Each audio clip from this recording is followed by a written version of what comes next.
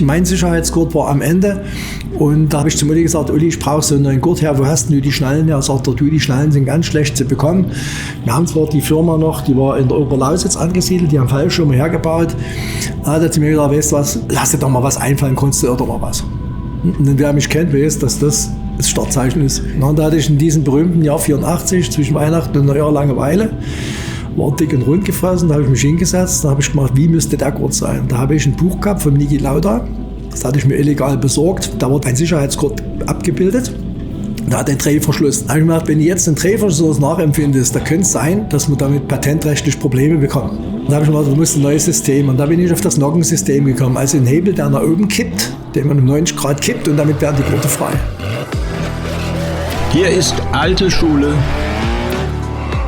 die goldene Ära des Automobils. Mein Name ist Carsten Arndt und heute gibt es mal wieder etwas aus dem Osten des Landes mit einem Gast, der es sich zur Aufgabe gemacht hat, die Stars und Fahrzeuge der DDR-Rennszene nicht in Vergessenheit geraten zu lassen. Jürgen Meißner ist sein Name und er war nicht etwa nur Fan, sondern berichtet aus dem Herzen des Ostmotorsports, denn er hat der Motorsport-Nationalmannschaft der DDR angehört. Ja, sowas gab es da mal. Seine Seite ist übrigens www.ddr-formel1.de und dort findet ihr Bilder, Infos, Anekdoten, Rennstrecken, Links, Videos und vieles, vieles mehr. Und ich lande regelmäßig übrigens auf der Seite und aktuell habe ich viel über ein besonderes Jubiläum gelesen. Das Schleizer Dreieck wird 100 und da darf Jürgen Meißner im Rahmen der zahlreichen Jubiläumsveranstaltungen natürlich nicht fehlen. Und er bringt seinen alten Rennwagen mit, den er nach einigen Jahrzehnten wieder zurückkaufen konnte und den er jetzt wieder fertig restauriert hat. Den Link zu Jürgen Meißners Seite und den Link zum Eventkalender des Schleizer Dreiecks findet ihr in den Shownotes. Und jetzt freue ich mich, euch mal ein bisschen Lust drauf zu machen mit der Motorsportgeschichte der DDR, mit der Motorsportgeschichte von meinem Gast Jürgen Meißner. Sie haben mir eben schon gesagt, Ihre Mutter hatte gar keine Lust auf Rennerei, aber woher kam das Virus bei Ihnen? Das Virus lag einfach daran, ich sage das einfach mal, ich muss es in Gen gehabt haben. Ja. Mein Großvater war Kraftfahrer und fuhr 1912 den ersten gasbetriebenen LKW im Kreis Pirna hier, musste täglich für eine Heilstätte Kohlen holen aus der Oberlausitz, Braunkohle holen. Und der war Hartgummi bereift, war Holzgaser und Karbidlampen. Das Foto habe ich bei mir aufgehoben, hängt ganz groß bei mir hier in meiner Hütte. Und das zeige ich auch ganz gerne mal. Und der hatte Ahnung von Fahrzeugen. Mein Vater überhaupt nicht. So, und irgendwie dadurch, dass mein Vater Probleme hat mit dem Autofahren, hat er mich bei Zeiten ans Lenkrad gelassen, da rutschte ein bisschen rüber, dann durfte ich lenken, dann später kam das Schalten dazu und ich kann mich erinnern, mein Vater war an für sich sehr, sehr, sehr vorsichtig, durfte ich mal auf einer ganz großen Landstraße alleine sitzen, da war ich 16 Jahre alt und durfte dann das Auto damals in Wartburg selber fahren. Er saß daneben, jederzeit eingriffsberechtigt, befähigt. Ja, und ich hatte dann halt das Auto gefahren. Und als ich dann mit 17 Jahren mit meinem Vater nach Ungarn ging, eine Urlaubsreise machte, die übrigens 3600 Kilometer lang war, hat mein Vater plötzlich während der Reise absolute Schwierigkeiten mit dem Auto erst zu fahren. Und ich schwöre bei Gott, ich bin mit 17 Jahren dann die restlichen 1700 Kilometer gefahren. Ja. Ohne Führerschein. Der hat mich sogar Vertrauen gehabt, dass ich abends in Budapest alleine die Stadt fahren durfte.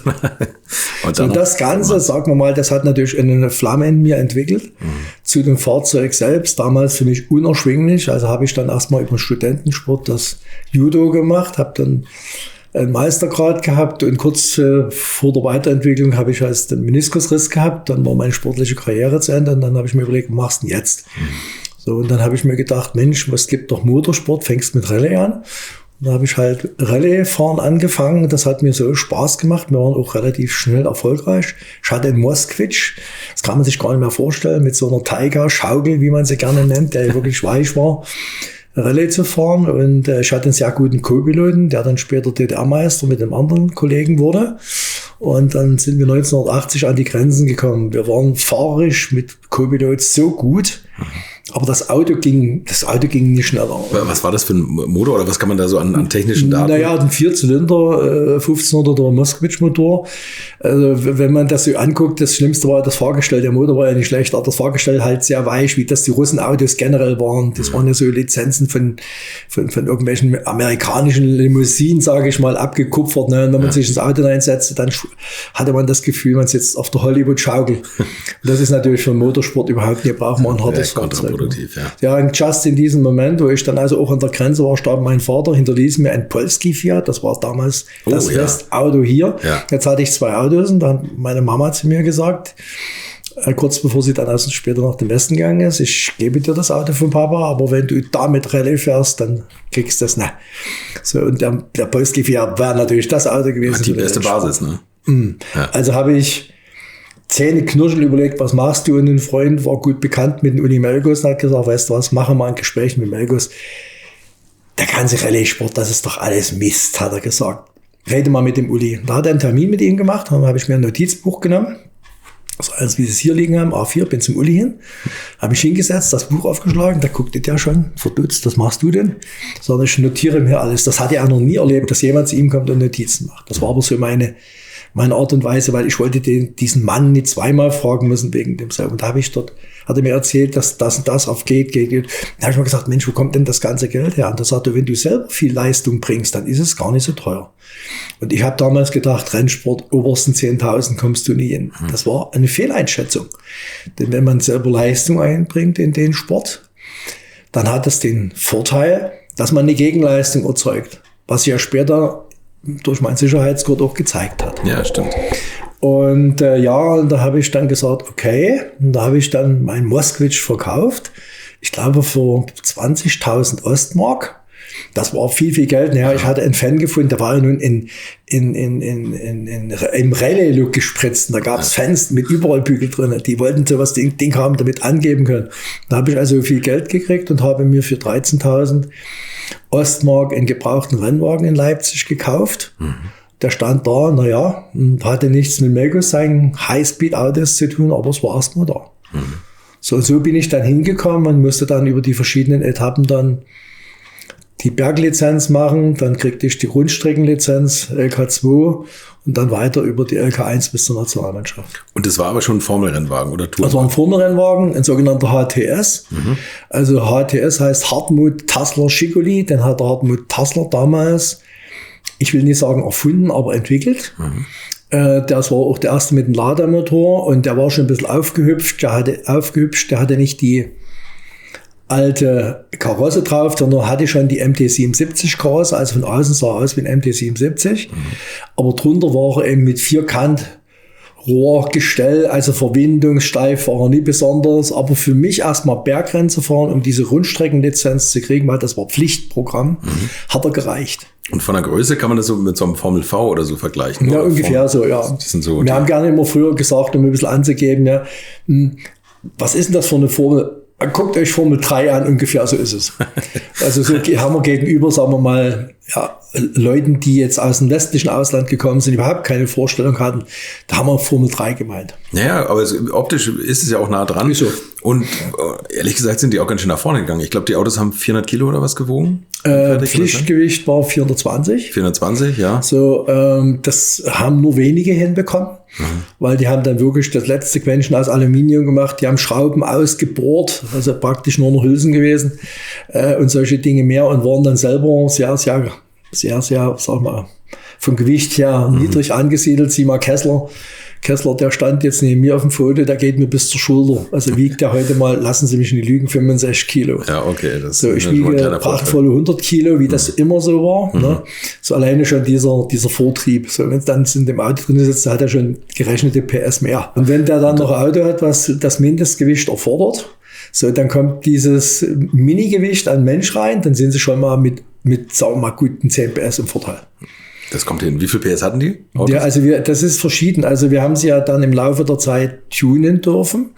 Ich sage mal so, wir haben es auch nie wirklich gemessen, aber ich gehe mal davon aus, dass wir etwa so 115 PS hatten. Vor dem 1600er Lada, also mit dem 1300er Lada. Und die Serie ist 69 PS, wo der Motor herkommt. Und wir haben den dann mit entsprechenden Maßnahmen Die war nur durch Wegnahme von Material zulässig. Haben wir dann den Motor eben auf eine höhere PS-Zahl bekommen und natürlich auch einen Vergaser, andere Düsen reingemacht. Also das Reglement war klar vorgegeben, wurde übrigens auch kontrolliert. Aber wenn man das jetzt mal so hochrechnet vom Leistungsgewicht her, 115 PS auf, sagen wir mal, 500 Kilo, da muss man heute schon ein SUV mit 500 PS haben, damit es nach vorne geht. Ne? Das ist auch so gewesen, wenn heute jemand fragt, wie schnell geht denn das Auto, das ist immer eine ganz schwer zu beantwortende Frage, weil die Geschwindigkeit beim Rennwagen wird ja auf der Beschleunigung auf der längsten Gerade festgelegt. Das wissen viele junge Rennfahrer nicht, dass man den letzten Gang so übersetzt, dass man am Ende der längsten Gerade gerade die Höchstdrehzahl des Motors hat. Also wenn man schaltet und hat noch 500 Meter bis zur nächsten Kurve und der Motor brüllt mit 8000 Drehungen, dann hat man falsch übersetzt. Ja. Weil der beschleunigt ja nicht mehr. Ja. So, und daher ist es immer schwer zu sagen. Ich kann Ihnen aber nur sagen, authentisch auf dem Sachsenring, als der noch die alte Rennstrecke hatte, war der vierte Gang bei mir mit 256 km/h übersetzt, also Maximalgeschwindigkeit. So, und dann, wenn Sie dann überlegen, Schleiz haben wir Rundenschnitte gehabt von 160, 170 km/h. Und da sind viele Kurven drin gewesen. Das heißt also, Sie sind im Durchschnitt schon ganz schön gefahren. Und viele Bäume am Streckenrand. Also gerade das ist gut. Schleiz war da Gott sei Dank ein bisschen, die haben sehr viel ausgeästet, um es mal vorsichtig zu sagen. Die haben auch Schutzwälle gebaut, aber wenn Sie den Sachsenring sehen, wenn Sie da den heiteren Blick runterfahren, ich habe letztens dort erst noch eine Videosequenz gemacht, um den Tod meines hinter mir fahrenden Rennfahrers Tatarschik, ich sage mal, nicht zu würdigen, sondern die Person zu würdigen, der dort wirklich mit 256 km/h in den Wald reingepfiffen ist, sich gedreht hat und dann halt tot war, weil er sich mit dem anderen Rennfahrer touchiert hat. Dann wissen Sie, was das bedeutet. So, und der Kessler-Unfall, der 87 in der Stadt Hohenstein-Ernsthal passiert ist, wo Kessler an zweiter Stelle bis zu 4 Meter Höhe mit seinem Rennwagen durch die Luft geflogen ist. Sie dürfen sich gerne mal das Video jetzt anschauen, was bei mir auf dem YouTube-Kanal ist. Also das sagen Sie einfach mal, Sie mir bekloppt, dass wir durch Hohenstein-Ernsthal mit einer 210 Sachen durchgefeuert sind, wenn Sie Bordkanten hatten. Die Leute standen vielleicht 5 Meter weiter hinten hinter einem Gebüsch. Das ist also aus heutiger Sicht völlig wahnsinnig, wenn man die alten Aufnahmen sieht. Also nehmen wir mal die AWOS, wie viele 100.000 Leute da standen und ohne irgendeine Sicherheit. Also wirklich beeindruckend. Übrigens, das sage ich jetzt schon mal gleich, das, was Sie jetzt sagen, der YouTube-Kanal und auch Ihre Seite, das verlinke ich alles in den Shownotes. Also da kann man gerne mal draufklicken. Also das ist viel anzuschauen. Gehen wir noch mal ein bisschen zurück. Sie haben dann diesen Rennwagen gekauft. Wie haben Sie denn dieses handwerkliche Geschick aufgebracht? Haben Sie irgendwas beruflich in der Richtung gemacht?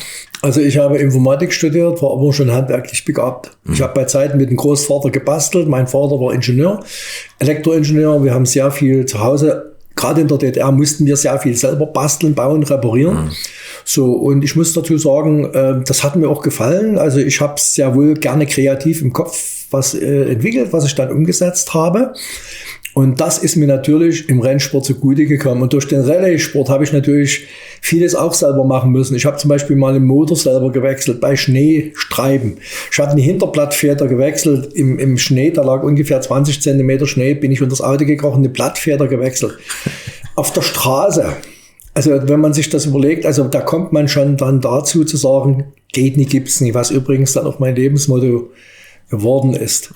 So, und dann hat sich das natürlich aufgrund des Wissens, der Wissenszuwachs ist ja immer weitergegangen, hat sich das sehr wohl dann in eine Richtung entwickelt, wo dann immer mehr dazugekommen ist. Na, und dann, sagen wir mal, durch den Uli Melkus, die Freundschaft, die hat sich ja in dem ersten Jahr so extrem aufgebaut, weil er festgestellt hatte, mit mir kann er vernünftig reden, ich bin kein Aufschneider und ich hatte eins, was er so geil fand, um es mal so zu sagen, ich war ein Organisationstalent. Ja, okay. Wenn es irgendwo was gab, besorg mir mal, kannst du mal gucken, mache mal, tu mal. Das war ich der richtige Mann dafür. Übrigens auch in der volkseigenen Industrie wurde ich manchmal als Sonderbeschaffer eingesetzt für schwer zu bekommende Materialien. Und diese Kenntnis, wie man das macht, hat mich natürlich in die Lage versetzt, auch hier der Sache dienlich zu sein. Aber war das als Sonderbeschaffer auch über die Grenze hinweg? Oder nee, so? Ja, indirekt schon. Ich bin dann 1986 war es dann, als ich das zweite Mal zu meiner Mutter fuhr. Er hat mich Melkus gebeten, bring mal Öl mit. Da habe ich dann im Westen drüben Öl gekauft. Und da gab es so ein bisschen einen Trick. Das Öl nahm man nie im Koffer mit, sondern gab das per Express in der Bahn mit. Das fuhr irgendwann mal parallel zum Zug mit. Okay. So, und da waren also, ich glaube, 6 Kanister Öl drin. Und da habe ich dann noch einen Zettel reingelegt, das ist Motorenöl für den Rennsport der DDR-Nationalmannschaft. Ich weiß nicht, ob sie es aufgemacht haben, aber für den Fall das. Und Sie werden es nicht glauben, ich kriegte dann von der Deutschen Bahn, kriegte ich dann eine Aufforderung, Ihr Koffer ist da, ich habe den Koffer geholt, da war alles ordentlich drin. Also ich habe auch Bremsflüssigkeit mitgebracht, das war ja damals auch gestattet, also man durfte ja verschiedene Sachen aus dem Westen so mitbringen und das war diese Beschaffung.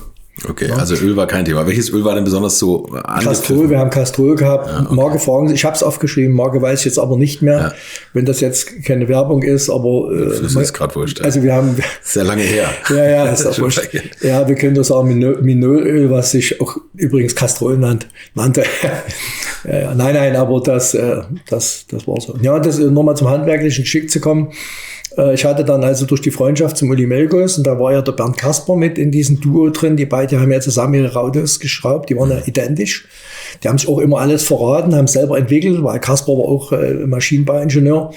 So, und da kam ich nur als Dritter dazwischen. So, und nun müssen Sie sich das so vorstellen, der Melkus hatte eine Garage, recht klein, da standen auf der einen Seite sein Rennwagen, auf der zweiten Seite stand dem Kasper sein Rennauto, in der Mitte wurde mein Rahmen hingestellt und hat Uli gesagt, so, dort ist dein Bergersatzteil, er brachte jeden Tag Zubehörteile mit, die irgendwo auf dem Boden fand, er gesagt, jetzt baust du deinen Rennwagen auf. Und ich hatte wirklich diese große Möglichkeit, mit dem Messgerät an beiden Rennwagen zu messen, wie ich was anzubauen hatte. Also es war verdammt einfach, dieses Auto authentisch aufzubauen. So, und dann kam natürlich auch der Uli oder sein Monteur und dann haben die bei mir noch was geschweißt oder haben mir geholfen, diese und jene Sachen zu richten. Und das Auto, das da 1981, das ist ja im Winterhalbjahr fertiggestellt wurde, mir heute absolutes Rätsel, wie sowas geht. Ich muss Tag und Nacht wahrscheinlich dort gearbeitet haben. Konnte ich das bereits 1981 mit der neu erworbenen Rundstreckenlizenz schon auf der Rundstrecke präsentieren. Das war für mich also der Wahnsinn. Ja. Und war natürlich gegenüber dem alten Rennwagen alleine schon, dass es modern war, auch in den Fahreigenschaften super schnell. Und der Uli Melkus, muss man jetzt auch nochmal sagen, für Leute, das war der Star im Ostsport eigentlich, oder? Im Ostrundstreckensport. Naja, wenn man jetzt, es gibt ja so Journalisten aus dem Westen, die uns nach der Wende den politischen Ritterschlag verpasst haben. Und das ist immer ganz wichtig, darauf hinzuweisen, wo kommen diese ganzen Definitionen her. Zum Beispiel die Formel 1 des Ostens, das habe ich nie erfunden, sondern ich habe diesen Begriff genommen, weil er ein Werbegag war für uns, weil er, wenn man Formel 1 bei Google eingibt, ist man automatisch auf meiner Seite. So, und ein Westjournalist hat im ZDF 1984 im Sportspiegel gesagt, das ist die Formel 1 des Ostens. Und da habe ich gehört, da habe ich mir überlegt, das übernimmst du, weil das ist ein Marketing-Gag, besser geht er nicht. Ja, klar. So, und deswegen wird er heute überall als Formel 1 des Ostens geprägt. So, und bei Melkus gab's, der Film ist auch jetzt bei mir auf dem YouTube-Kanal im 3. deutschen Fernsehen, das erste Rennen, das die Ostdeutschen im Westen fuhren, das war auf dem Nürburgring. Dort hat der Journalist, das haben die übrigens an dem Tag, haben die Sendung gehabt, eine Sportsendung gehabt, und an dem Tag haben die noch diese Sendung das gebracht. Und da hat dann der Journalist gesagt, das werden Sie in dem Film sehen, wie bezeichnet man denn nun den Melkus? Der hat ja 5 deutsche Meistertitel und 5 internationale. Und da hat er gesagt, ja, der Melkus ist Formel 1 Meister des Ostens. Also er ist Weltmeister. Formel 1 Weltmeister des Ostens. Formel 1 Weltmeister des Ostens. Ich muss Ihnen sagen, als ich das gehört habe, diesen Film gesehen habe, da standen mir die Haare vor Rührung zu Berge, und ich nehme das jetzt auch in diesen Slang auf, weil wenn jemand kommt, wer war das? Die Frage von Ihnen ist ja vollkommen berechtigt. Ja. Na, dass man das erklären kann, das ist der Schuhmacher, oder wie haben Sie uns genannt, wer sind Sie denn? Wir sind die Schuhmacher des Ostens. Und Uli Melkus ist der Schuhmacher des Ostens. Der Schuhmacher hatte ein paar Titel mehr gehabt, Weltmeistertitel, als er. Wenn man das aber vergleichen würde. Mit den Möglichkeiten. Und mit den Möglichkeiten ist es dieses Niveau. Genau. So, und darauf darf man auch berechtigt stolz sein. Und das bringt uns auch ein Stück weit aus dieser Erniedrigung heraus, die wir nach der Wende erfahren haben. Ne? Immer, ja, im Osten kann ja nichts Gutes gewesen sein und so weiter. Und als wir das erste Mal gegen die Westdeutschen gefahren waren und haben gleich mal ein Rennen gewonnen, dann haben sie gesagt, oh, die wollen wir gar nicht haben, weil wer weiß, was die hier noch alles auspacken. Ne? Deswegen habe ich auch gerade das mit dem Leistungsgewicht gesagt, weil man sagt dann, ja, die mit ihren DDR-Rennwagen, aber da war richtig Schub drauf. Ne? Ja. Und auch die Geschwindigkeit, also das darf man immer nicht vergessen. Und auch die Reifen, das habe, glaube ich, Peter Mücke auch gesagt, was das für Betonreifen eigentlich wirklich waren und mit was für Mitteln sie da rumgefahren sind und wo sie da teilweise die Reifen geklaut haben. Sind Sie mal mit Westfahrern schon früh in Kontakt gekommen? Weil ich glaube teilweise, wenn Sie weiter im Osten in Brünn oder so gefahren sind, da haben Sie vielleicht Kurt Ahrens, das war da schon vorbei, die Zeit von ihm. Das war vorbei, ja. Der war genau, aus der Redline-Zeit, genau, für die Redline-Zeit. Ja, genau, aber vielleicht so andere Westfahrer? Naja, ich sagte ja schon, Hans Heyer war mal so mein Gesprächspartner. Ja. So, dann der Jochen Maas war nicht so, den habe ich nur mal gesehen. Ja. Und wir hatten sehr viel Kontakt dadurch, dass in Most hier der Tschechei, was ja ganz in der Nähe bei uns ist, die Interserie gefahren ist, haben wir natürlich dort die großen Boliden fahren sehen. Ja. Das heißt, also die Interserie ist gefahren und wir sind im Prinzip in den Pausenprogrammen, haben wir unsere internationalen Rennen gemacht. Ja, okay. Und dann kann man sich das vorstellen, dass das Motodrom Most, wenn Sie heute die Grashänge sehen, da war nicht ein Grashalm zu sehen. Da waren, ich habe das mal erzählt, es waren 250.000 Leute da in Most auf dieser Tribüne. Die meisten kamen aus dem Osten. Die haben tagelang an Grenzen gestanden, um über die Grenze zu kommen. Da musste ja noch einen Stempel kriegen und alles. So, also das war ein Zirkus dort unten, Wahnsinn. Und dort natürlich mittendrin zu sein, war natürlich total gut. Und sie stand doch dann eigentlich mitten zwischen den Wessis dazwischen, um das mal so zu sagen. Ne? Ja. Da gab es natürlich dann eine Stallorder. Ne? Wir wurden dann vorher vergattert, also keine Gespräche mit denen. Wenn die Wessis was fragen, müssen wir den Funktionär holen. Ich bin froh, dass die Regeln vorbei sind heute. Ja, genau. Und das größte Verbot bestand darin, ja nicht in den Rennwagen einsteigen oder in einen Wohnwagen von denen reingehen. Mhm. Weil dort hätte man ja können was erzählen, was dann die Leute, die dort immer mit den Handgelenkstaschen rumliefen, das haben wir dann gesehen, das waren dann unsere langen Ohren, hätten nicht hören können. Mhm. Ne? Also so diese Dinge. Und da hat man natürlich bestimmte Beziehungen aufgebaut. Ich selbst habe dann einen jungen Mann kennengelernt, der hat sich bei mir am Rennauto dermaßen interessiert, hat sich dann eine große Freundschaft entwickelt. Der hat ein großes Autohaus in Erlangen, Mercedes-Autohaus, und ich durfte dann mal 1977, glaube ich, mal sogar mit meinem Lada nach dem Westen fahren, meine Mutter besuchen, und da bin ich dann zu ihm gefahren und da hat er mich mit Werkzeug ausgerüstet. Das habe ich heute noch. Also war ein absoluter Freund von mir geworden. Ich habe auch einen Film über ihn dann bei YouTube veröffentlicht. Er hat ein paar Filmsequenzen gemacht, da habe ich ihn dann mit in dem Film des Dankes bedacht, weil es war eine derartige Freundschaft, und der hat auch gesagt, wir müssen den Osten unterstützen. Und der hat mir dann auch diese feuerhemmende Maske gekauft von dem Schweizer, der wollte 100 D-Mark haben. Ich hatte natürlich niemals D-Mark. Und da hat bloß mein Freund aus dem Westen gesagt, wie viel von deinen blöden Kronen hast du denn? Und da habe ich meine Kronen auf den Tisch gelegt und also das ist ja nichts. Sagt, okay, ich nehme die Scheine, sagt, ich nehme die Scheine, und dann hat er aus seinem Portemonnaie die restlichen Westmark gezogen. Und da war ich übrigens verbotenerweise in so einem Transporter drin. Ne? Und da habe ich die Tür aufgemacht, geguckt, so, und da war niemand zu sehen. Wups, bin ich raus und hatte dann diese feuerhemmende weiße Maske. Das gab's auch alles. Ein Riesenerlebnis. Ja, das glaube ich. Wie war das für Sie, die Autos der Interserie zu sehen? Also Porsche, McLaren, Lola, das war ja nun wirklich die. Naja, ich muss dazu sagen, also ich habe sie von Weitem mir angeguckt und hatte so ein Schutzschild im Kopf. Lass dich nie davon inspirieren, das kriegst du sowieso nie hin. Das sind Dimensionen in Richtung Formel 1, das willst du gar nicht wissen. Weil das macht dich noch unglücklicher. Also es war für uns wirklich nur interessant zu sagen, wenn die dann die heißen Rennen gefahren sind, dann haben wir uns schon mal, weil wir im Fahrerlager waren, kamen wir relativ nahe ran. Wenn die dann, ich kann mich noch erinnern, die haben wir überholt, da ist einer an der Leitplanke lang geschossen, weil der wollte unbedingt die Lücke rein, da ist der ungefähr 200 Meter an der Leitplanke neben den Boxen, das hat richtig gefunkt. Das Auto war dann wie abgeschliffen, aber der ist dann vorbeigedonnert. Und und das war natürlich was, das muss man sehen und so. Ja, ich muss sagen, ich habe dazu bis zur Formel 1 nie die Beziehung gehabt, weil es ist halt, das war für uns nie erreichbar. Ja, aber umgekehrt war das übrigens so, wenn die Fahrer Zeit hatten, kamen die bei uns im Osten schnuppern und haben sie geguckt und so weiter und so fort. Ich kann mich erinnern, dass bei uns ein Fahrer war aus dem Westen, der hat da vorne reingeguckt und da hat er gesagt, was ist denn das? Und da haben wir gesagt, das ist eine verstellbare Waagebalken für Vorder-Hinterradbremse. Wie geht denn das? Und dann können wir von innen mit dem Bowdenzug die Bremslast von hinten nach vorne verstellen. Und da hat er gesagt, das ist aber interessant, das ist interessant. Der stand uns gegenüber, ist der hingesaust, das ist ein Monteur, hat gesagt, komm mit. Guckte das an, hat er gesagt, so will ich das auch haben.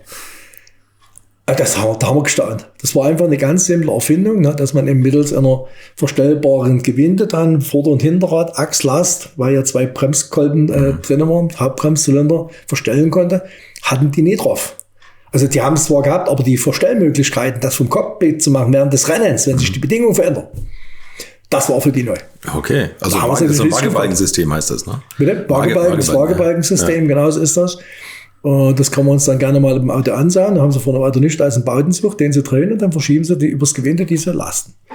Das heißt, wenn es anfängt kalt zu werden oder fängt an zu regnen, können sie halt sagen, okay, ich gebe jetzt mehr Last auf die Hinterräder oder Vorderräder, je nachdem, wie sie es brauchen. Eine Riesenerfindung. Ja, absolut. Ich wusste jetzt auch nicht, dass das hier... Von der Zeit her, ne, man müsste jetzt immer an die Boxen fahren, da müssten Schrauben gelöst werden. Da hat man gesagt, machen wir 2 Umdrehungen, ist man wieder reingekommen, sagt 2 Umdrehungen war zu viel, machen wir eine halbe zurück, das passt jetzt. Und dann sind ja alles verlorene Zeiten. Die Trainingszeiten sind ja auch limitiert gewesen auf eine halbe Stunde. So, wenn sie da 2-mal in die Box gefahren sind, haben 10 Minuten schrauben lassen, dann sind sie 10 Minuten unterwegs gewesen, was wollten sie da für Zeiten fahren? Ja, das stimmt. Was war so zu der Zeit Ihr Highlight-Rennen? Können Sie sich an bestimmte Rennen erinnern? Weil ich weiß eins, da standen Sie mal zu dritt. Ja, also das schönste Rennen ist eigentlich das mit meinen beiden Freunden, mit dem Melkus, Kasper. Wir sind ja dann übrigens die Jahre bis zu meinem Ausscheiden immer zusammen gewesen. Ich habe zwar nicht mehr in die Garage reingepasst, weil die war zu klein, aber ich habe dann immer bei mir gebaut oder habe mal das Auto mit dort hergenommen, damit wir dort was schweißen konnten. Also ich war immer unter der Beobachtung von den beiden und die haben also auch dann gesagt, du, komm mal her, wir haben hier was Neues entwickelt, das und das, haben schon die Teile da gehabt. Das baust du dir bitte ein. So und so. Wie soll ich das machen? Machst du so und so. Also wir haben das gesagt und ich habe natürlich für die beiden auch dann Leistung erbracht. Zum Beispiel vor dem Zylinderkopffräsen war ich also gut, hatte ich Erfahrung gesammelt, habe also die Gaskanäle bearbeitet von Uli oder irgendwelche Ventile bearbeitet in der Geometrie, damit wir also Gasdurchströmung hatten. Und das ist das angesetzt, hat natürlich eine unheimliche Vertrauensstellung zwischen uns dreien erzeugt. Ne? Also Uli Melkus, kann ich heute wirklich sagen, war in dieser Zeit mein bester Freund. Absolutes Vertrauen zu mir gehabt und auch, sagen wir mal, diese Offenheit mir gegenüber, auch technisch gesehen. So, und das war natürlich so, man muss überlegen, der Melkus ist ja eigentlich mit 18 Jahren in den Rennwagen gestiegen. Na, ich bin mit 30 in den Rennwagen gestiegen, also trennte uns schon einmal 12 Jahre. Ja. Dazu dieser brillante Vater, der ihm dann das eigentlich gezeigt hat, wie es geht. So, dann ist irgendwann mal 77 der Kasper dazugekommen, da war mir also auch voraus gewesen. So, nun war ich eigentlich das Küken unter den dreien. Ne? Das heißt also immer langsamer. Ich wurde also immer praktisch nachgezogen. Ne? Also es zu schaffen, die beiden links zu überholen und schneller zu sein, war utopisch. Ja. So, und daher habe ich immer gesagt, also mit den dreien mal auf dem Siegerpodest wirst du nie erreichen. Und in Frohburg genau ist das passiert. Und ich erzähle es gerne, weil es ehrlich ist. Ich lag an 6. Position. Bernd und Uli haben vorne geführt und zwischendurch lag noch der Heinz Siegert und der Manfred Günther. Und bin dort gefahren, wirklich wie, ich sag's halt mal so wie ein Weltmeister, habe alles hergegeben und plötzlich gucke ich rechts, steht der Siegert mit seinem Auto draußen. Und winkte so, mach, so diese Bewegung, gib Gas, ne? Okay, jetzt habe ich gerechnet, bist schon mal an vierter Position. Ja. So, und Sie werden es nicht glauben. Ein paar Runden später steht der Manfred Günther draußen, hat auch diese Geste gemacht, ich solle fahren, weil sie haben mich einfach gemocht, weil ich ein natürlicher Mensch war. Sie hätten mir das gegönnt. Ja, und die wussten natürlich, dass Sie zusammen geschraubt haben. Ja, genau, das wussten sie ja sowieso. Ne? Und wir standen ja auch manchmal auch zusammen ein bisschen was im Fahrerlager, ja. Und als ich dann durch die Ziellinie bin, ich hatte die Übersicht verloren.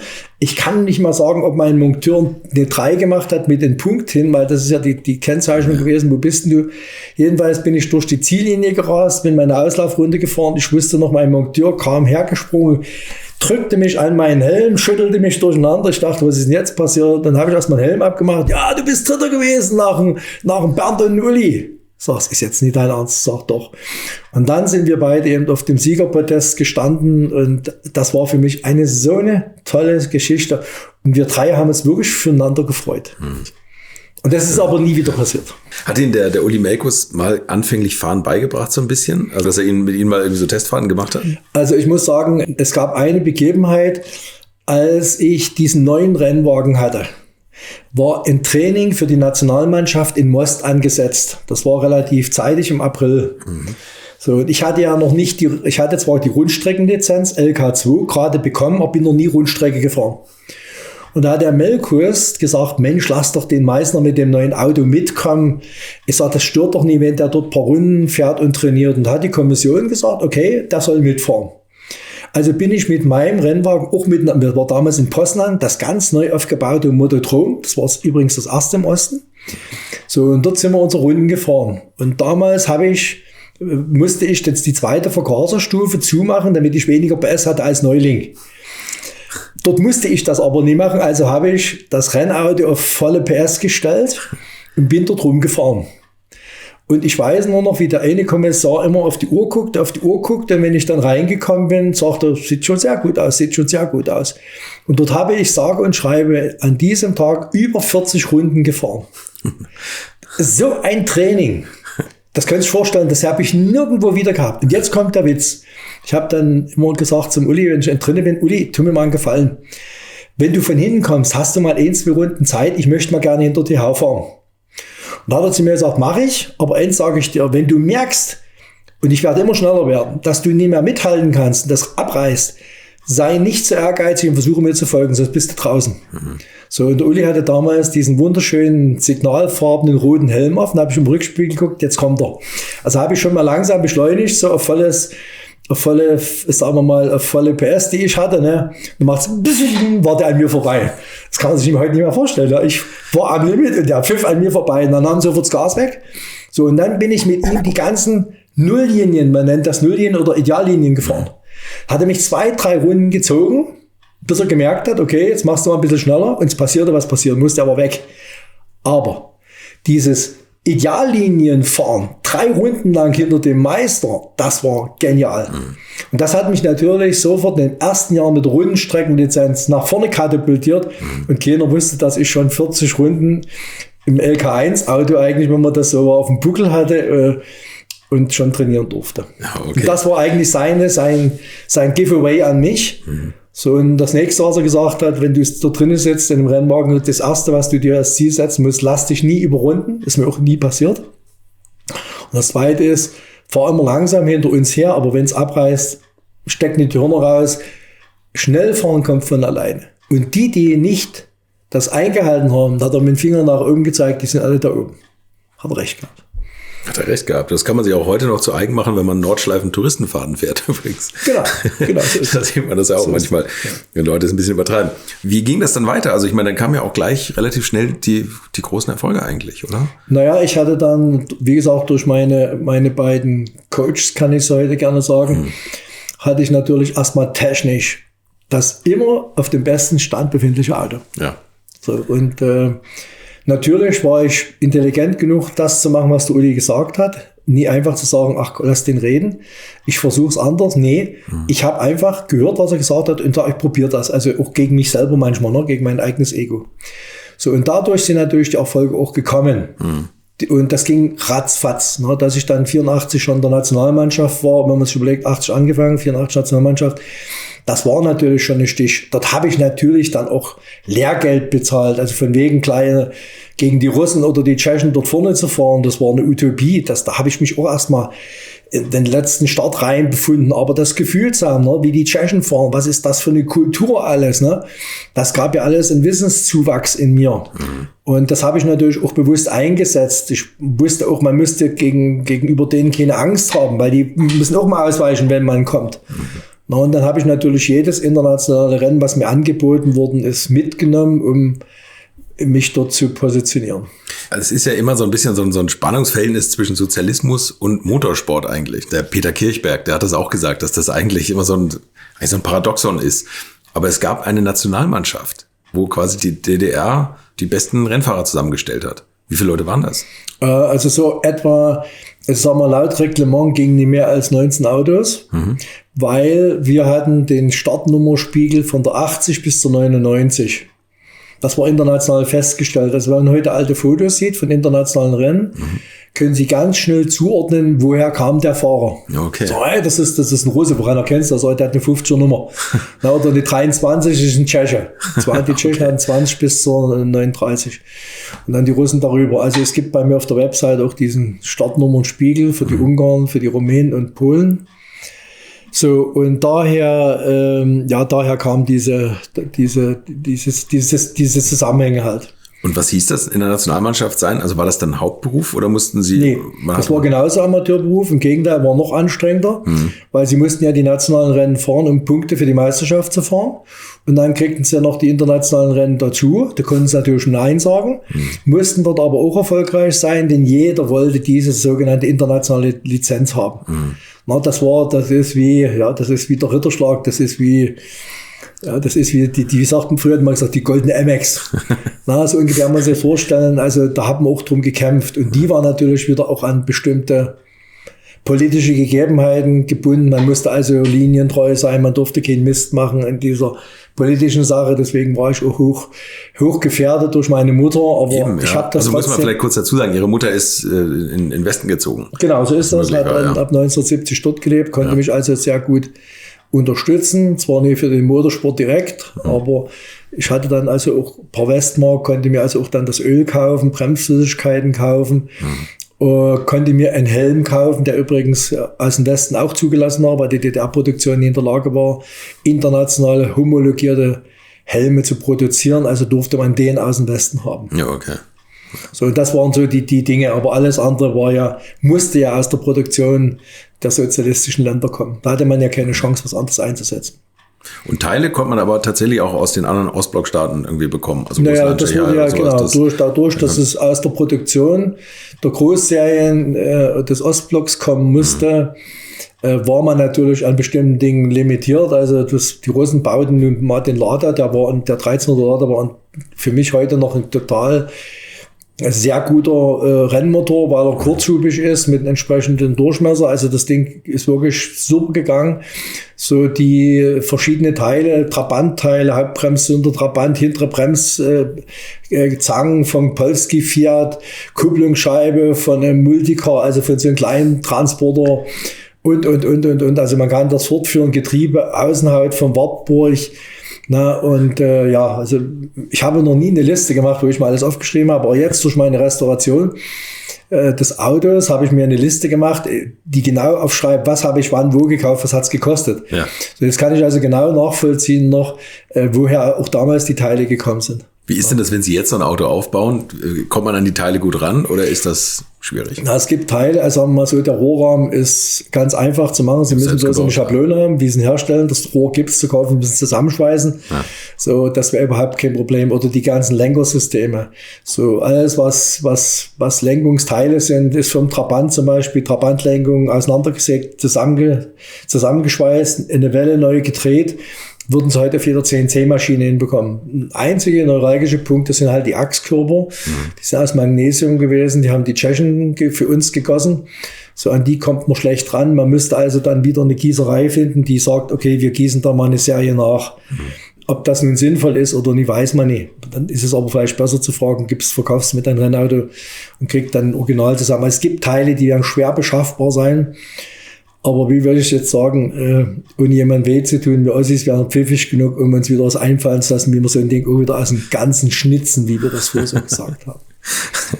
Ja, also Einfallsreichtum, das mussten Sie immer an den Tag legen und das haben Sie auch wirklich immer toll gemacht. Also wie waren denn dann diese Rennen eigentlich im Ausland? Ich stelle mir das auch tatsächlich langwierig vor. Man kann ja kaum nebenbei arbeiten. Oder wie war denn überhaupt Sponsorensuche? Fangen wir mal von der ersten Frage an. Ja. Sie bekamen ja für solche internationalen Rennen eine Einladung. Mit der Einladung sind Sie zum Chef gegangen und haben gesagt, also ich starte jetzt in 14 Tagen in Brunner. Und ich brauche Freistellung vom Donnerstag. So, da hat also die Einladung kam von Berlin, vom großen ADMV. Daraufhin hat mein Club mir einen Antrag gestellt, wir bitten Sie, Herrn Meissner, aufgrund dieser Einladung freizustellen. Da er Mitglied der Nationalmannschaft ist, da hätte sich kein Chef groß getraut, nee zu sagen, weil das wäre politisch untragbar gewesen, der Nationalmannschaft nee zu sagen. So. Das heißt also, wenn Sie dort Sonntag Training hatten, Sonntag Training und Rente hatten, mussten Sie mindestens Donnerstag frei haben. Sie müssen ja den ganzen Trost zusammenstellen, alles beladen, die Ersatzteile mitnehmen. Das haben wir auch gemacht. Freitags haben wir dann alles nochmal kontrolliert. Wir haben sogar manchmal es noch freitags fertig gebracht, nochmal in die Sauna zu gehen. Es gab ja so in den Interhotels Saunas, da konnte man sich nochmal relaxen, um einfach mental gut drauf zu sein. Entweder ist man dann schon freitags abends losgefahren oder samstags.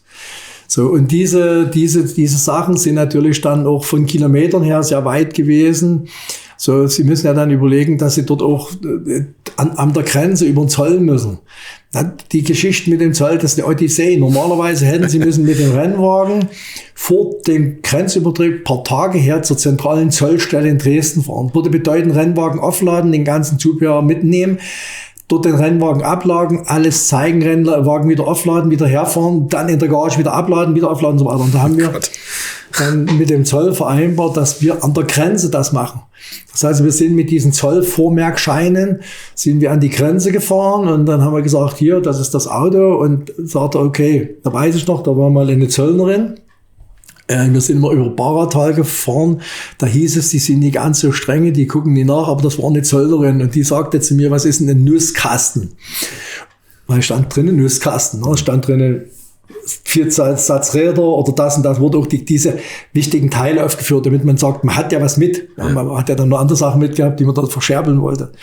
Da sag ich, was ist ein Nusskasten? Wollen Sie mich hier veralbern? Da habe ich gesagt, nee. Da habe ich dann diesen Nusskasten rausgezogen, habe aufgemacht, da sagt die, was ist denn hier ein Nusskasten? Dann hatte die Assoziation mit einer Nuss gehabt, ne? Aber dass diese technischen Teile so waren, das war damals, der Kollege stand daneben, hat ein bisschen so dicke Backen gemacht, so, da musste so ein bisschen lachen. Aber das war die einzige Begegnung. Wir haben im Laufe der Jahre dort nie einen Rennwagen wieder abladen müssen. Im Gegenteil, wenn also kilometerlange Schlangen an der Grenze waren, weil die zu einem Rennen fahren wollten, hat der Zoll uns vorgewunken. Als Nationalmannschaft. Genau, ja, und dann haben wir natürlich einen Trick auch angewandt, wenn wir irgendwo im Ausland Poster bekommen haben wir die gekauft und haben haben da immer gesagt, den geben wir unseren Genossen an der Grenze, so, damit die was haben. Und der eine Zöllner hat dann mal, der kann uns recht gut, die haben uns so dann mit den Zöllnern fast geduzt, das hätte nicht sein gedurft, der sagte, komm mal mit. Da sind wir in diese Baracke dort rein, an der Grenze auf dem Baratal. Da waren so dieser Gang und da waren die Zimmer drin, da war viel geschäftiges Treiben, es waren viele Leute da und sagte, ich muss dir mal was zeigen. Da war so diese schwarze Wandtafel, man hieß das damals schwarze Brett. Da waren überall angepinnt unsere Autogrammkarten. So, da haben wir gesagt, ach, die sind ja auch schon alle drüber gefahren. Die haben also eins gemacht, haben immer, wenn die der Zoll da war, den Autogrammkarten gegeben und das haben die da drinnen dran gemacht, damit die sagen können, dass die sind drüber gefahren und damit waren wir dann in deren Sprachgebrauch unsere Jungs. Ja. Also unsere Jungs kommen wieder, die wollen für die DDR gewinnen. So. Und damit hatten wir gewisse Erleichterung. Ich glaube, schwieriger ist das heute, wenn man als Motorsportler nach England will.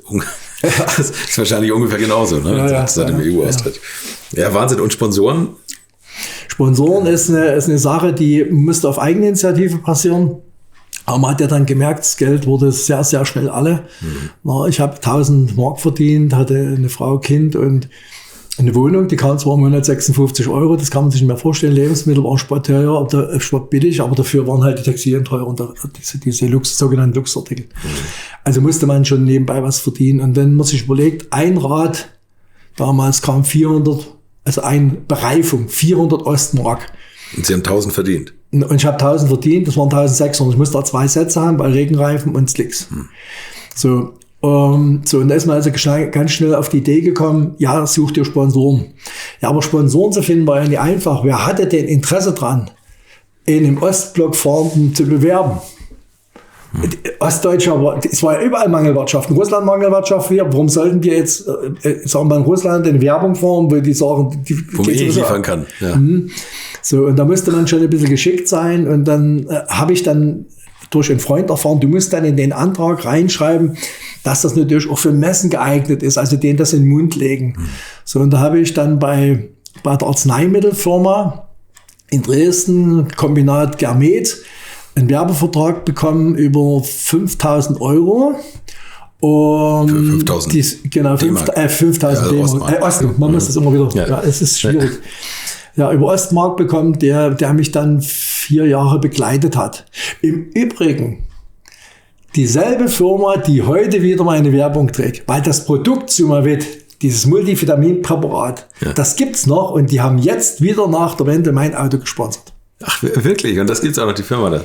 Ja, das war ein Zufall. Ich bin in die Apotheke gegangen und sah dort in der Schachtel Sumavit liegen. Und da habe ich zu der Apothekerin gesagt, sagen Sie mal, ist das hier so ein Multivitaminpräparat? Ja, sagt sie. Ich sage, wie lange haben Sie schon? Ach, sagt sie, Das muss es schon zu DDR-Zeiten gegeben haben. Ich sage, sehr wohl. Denn ich bin dafür mal Reklame gefahren, hatte mich etwas komisch angeschaut.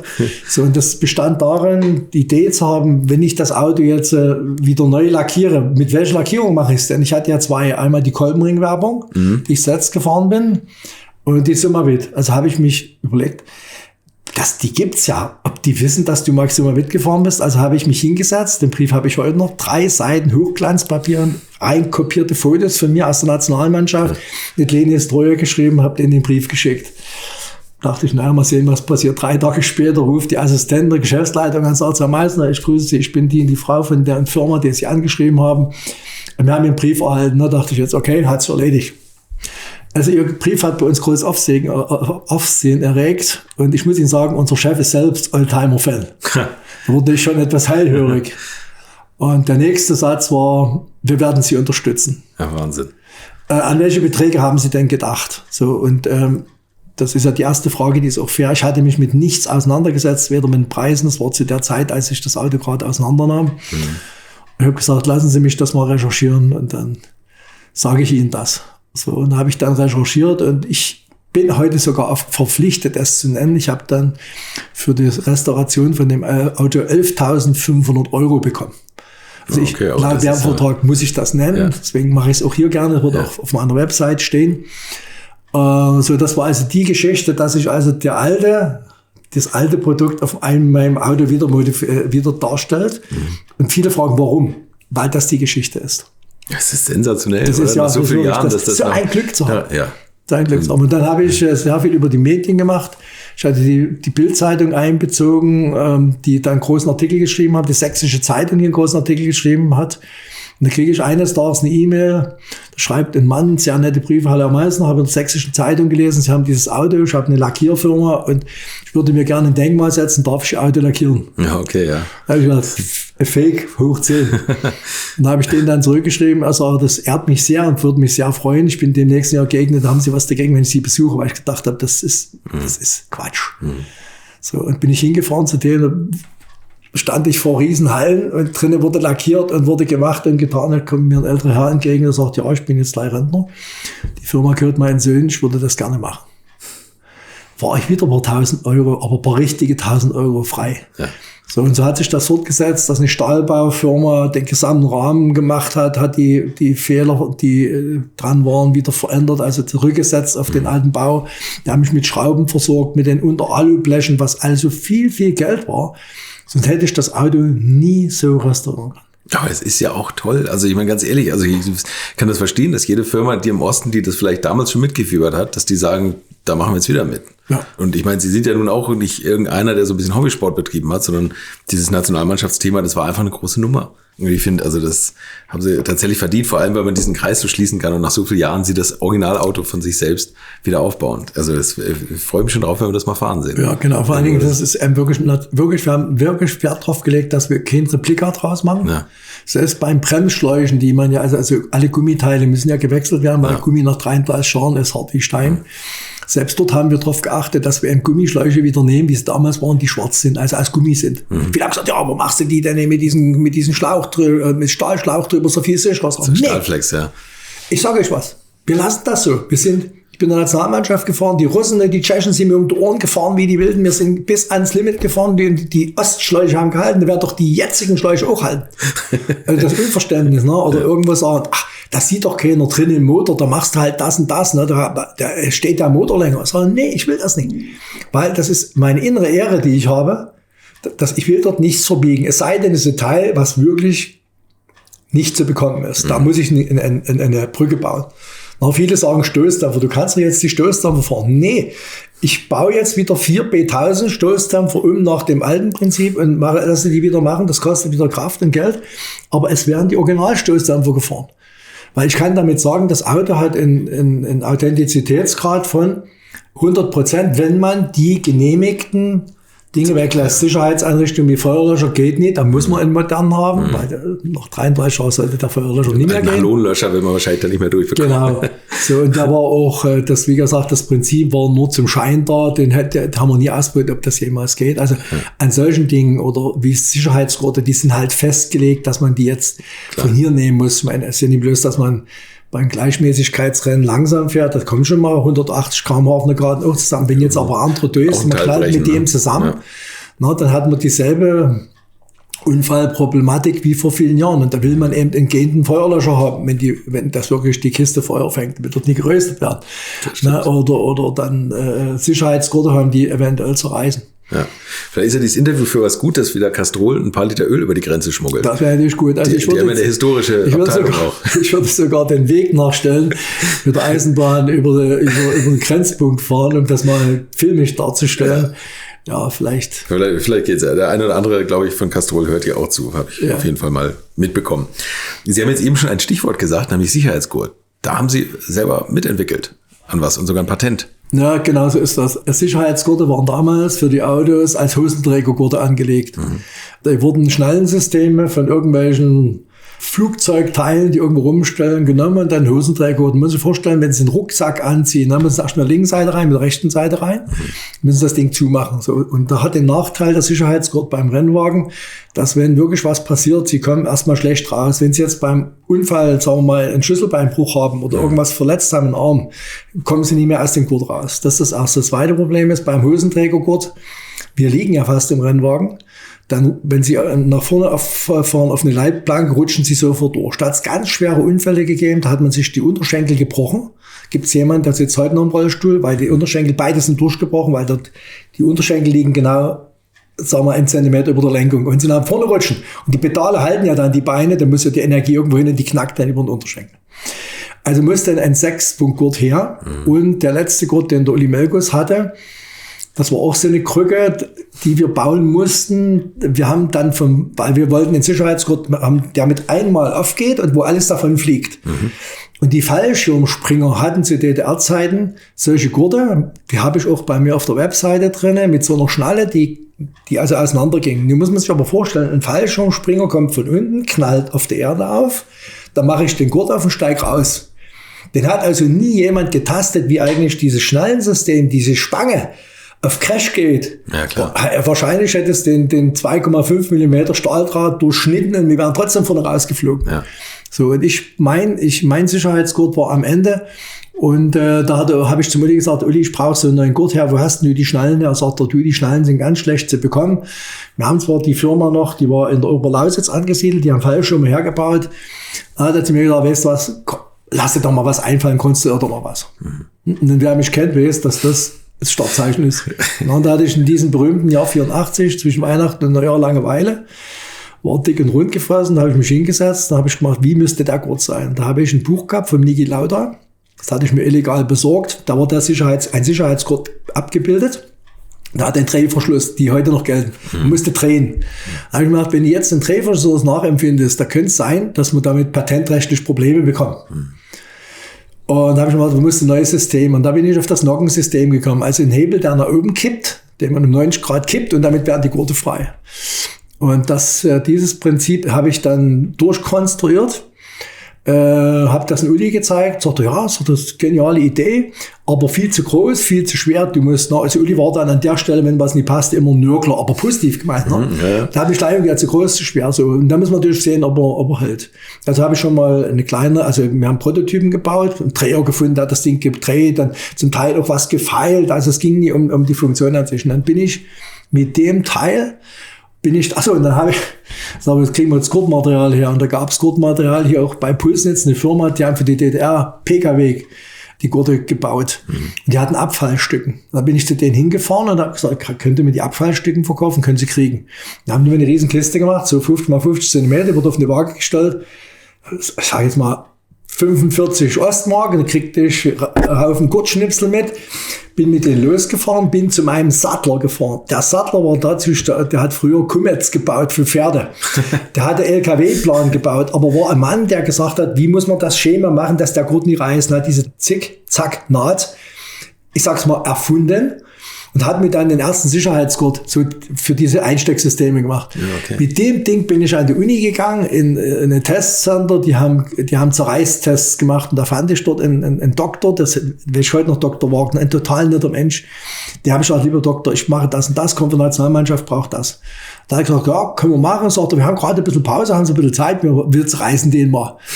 Oh, das war für mich was. Also hat er dort seine großen Maschinen genommen, hat den Gurt eingespannt, richtig mit Klemm so, und dann hat er Feuer drauf gegeben und dann sagen sie, und dann macht's, da war er durch. Dann habe ich ihn dann so eingehakt, gutes oder schlechtes Zeichen? Sagt er, eigentlich ganz gut, der hält sehr gut sogar, sagt er. Ich sage, können Sie das mal umrechnen, so in G-Beschleunigung etwa, was das ausmachen würde? Und das hat er auch gemacht. Ich habe heute das Zertifikat noch da. Da hat er gesagt, machen Sie dort was, machen Sie dort was, machen Sie dort was. Da habe ich wieder einen neuen Prototypen gebaut. Und der sah wirklich schon sehr, sehr edel aus. Und damit hat der ADMV in Berlin, unser Kommissar, Wind bekommen, dass ich an so einem Projekt dran bin. Und die hatten überall Gurtprobleme, überall. Mücke hat später 8 solche Gurte bei mir gekauft für seine Buggies. Die Rechnung und den Auftrag habe ich jetzt erst wieder gefunden. So, und da hat der ADMV gesagt, okay, ich sage, ich muss Material kaufen, ich kann das alles nicht mehr finanzieren, das geht nicht, wenn wir das ein bisschen aufbauen. Ich mache als Privatmann, das kann man sich nicht vorstellen, es gab ja keine Firma. Und da habe ich also dann Partner gefunden, der eine hat die Dreieile gedreht, der nächste hat es galvanisiert, der nächste hat gefräst und mein Sattler hat genäht nach diesem Nähschema. So, und dann hat er im ADMV gesagt, okay, wir brauchen jetzt aber nochmal einen richtigen Nachweis. Und da sind wir in die Prüfstelle für Sicherheitsgurt nach damals Karl-Marx-Stadt gegangen. Da wurden die Crashtests gemacht. Also habe ich einen Autositz geschweißt, zusammen wie er im Rennwagen ist. Bin dorthin, dann haben die da eine Puppe reingesetzt. Das sieht übrigens auch auf YouTube das Hochgeschwindigkeitsvideo, haben den Sicherheitsgurt dran gemacht. So wie ich das war, haben das dort mit Schaumgummi abgepostet, damit das ungefähr geht, und haben dann den Schlitten zurückgezogen, haben gesagt, wir machen jetzt einen 50% Versatz-Crash-Test mit Bahn 50 km/h. Reicht vollkommen aus. So werde ich das nie vergessen, wie da dort dann die gelben Lampen angingen, und dann kam ein Hubsignal, dann drückte der auf den Knopf, und dann kam pfeilschnell dieser Wagen gepfiffen mit der Puppe und knallte dort gegen dieses Stahlklotz. So, und dann die Kamera. Und dann sind wir rausgesprungen aus unserem Köfterli. Wir saßen hinter einer Schutzwand rausgegangen und geguckt, Sicherheitsgurt ist ganz. Dann hat er dann den Nocken aufgemacht und der geht hoch, und da flogen alle Teile weg. Und das war eigentlich der Ritterschlag für das Ding. Dann haben die uns ein Zertifikat ausgestellt. So, also ein Prüfzertifikat, mit wie viel G das Ding hält. Und da war das Ergebnis, dass der Sicherheitsgurt 3-mal so sicher ist, wie ein Mensch das überlebt. Also eine dreifache Sicherheit gehabt. Ja. Mit dem Ding bin ich natürlich zum ADMV gegangen, der hat gesagt, super, die haben den Test bezahlt, der kam 3.000 Ostmark etwa, und haben mir so eine Art Kredit gegeben, damit ich immer Material kaufen konnte. Die wollten ja alle sofort Geld haben, und ich hatte als Ostbürger nicht mal 2.000, 3.000 Euro D-Mark Ostmark rumliegen. So, und damit habe ich im Prinzip so eine Art privates Unternehmen gebaut, was dann die Sicherheitsgurte gemacht hat. Ich habe, glaube 60 Stück gebaut in der ganzen Zeit. Bis zur Wende, und Russen haben welche gekauft, Tschechen haben welche gekauft, Polen hat einer eingekauft, und die meisten sind halt hier im Osten gegangen, vor allen Dingen, wenn schwere Unfälle gewesen sind, haben sofort Aufträge gehabt.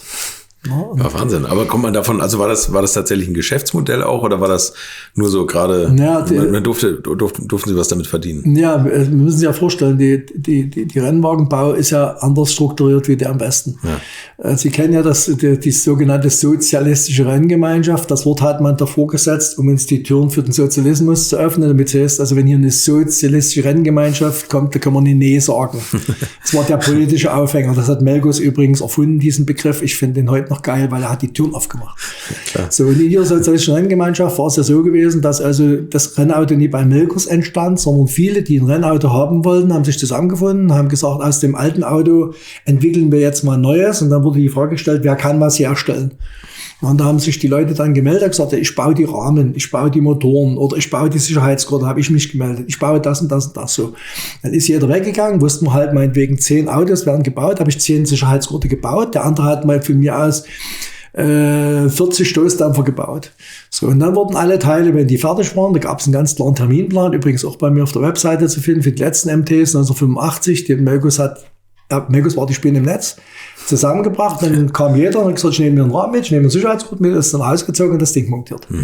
So, und damit gab es einen Wertausgleich. Das heißt also, mein Sicherheitsgurt hatte den Wert von 600 Ostmark. ein Rad 400 Ostmark, muss ich mir überlegen, ne? So schlimm war das also gar nicht. Das heißt also, wenn jemand gesagt hat, okay, gib mir den Sicherheitsgurt, dann habe ich gesagt, gut, dann möchte ich gerne von dir einen Satz Reifen haben und habe dann also nochmal Geld im Ausgleich bezahlt. Also wir hatten zwar einen Preis dafür, das war aber nur so ein scheinbarer Handelspreis. Wir haben das Wertgefühl etwa dafür entwickelt. So, und auf dieser Liste, die der Melgus, die ich Gott sei Dank heute noch habe vom Melgus, stehen übrigens unter den ganzen Bauteilen mal die Preise, diese sogenannten Nennpreise dahinter, damit man auch weiß, wie man dann schnell auf 30.000 Euro bei so einem Rennwagen kommt.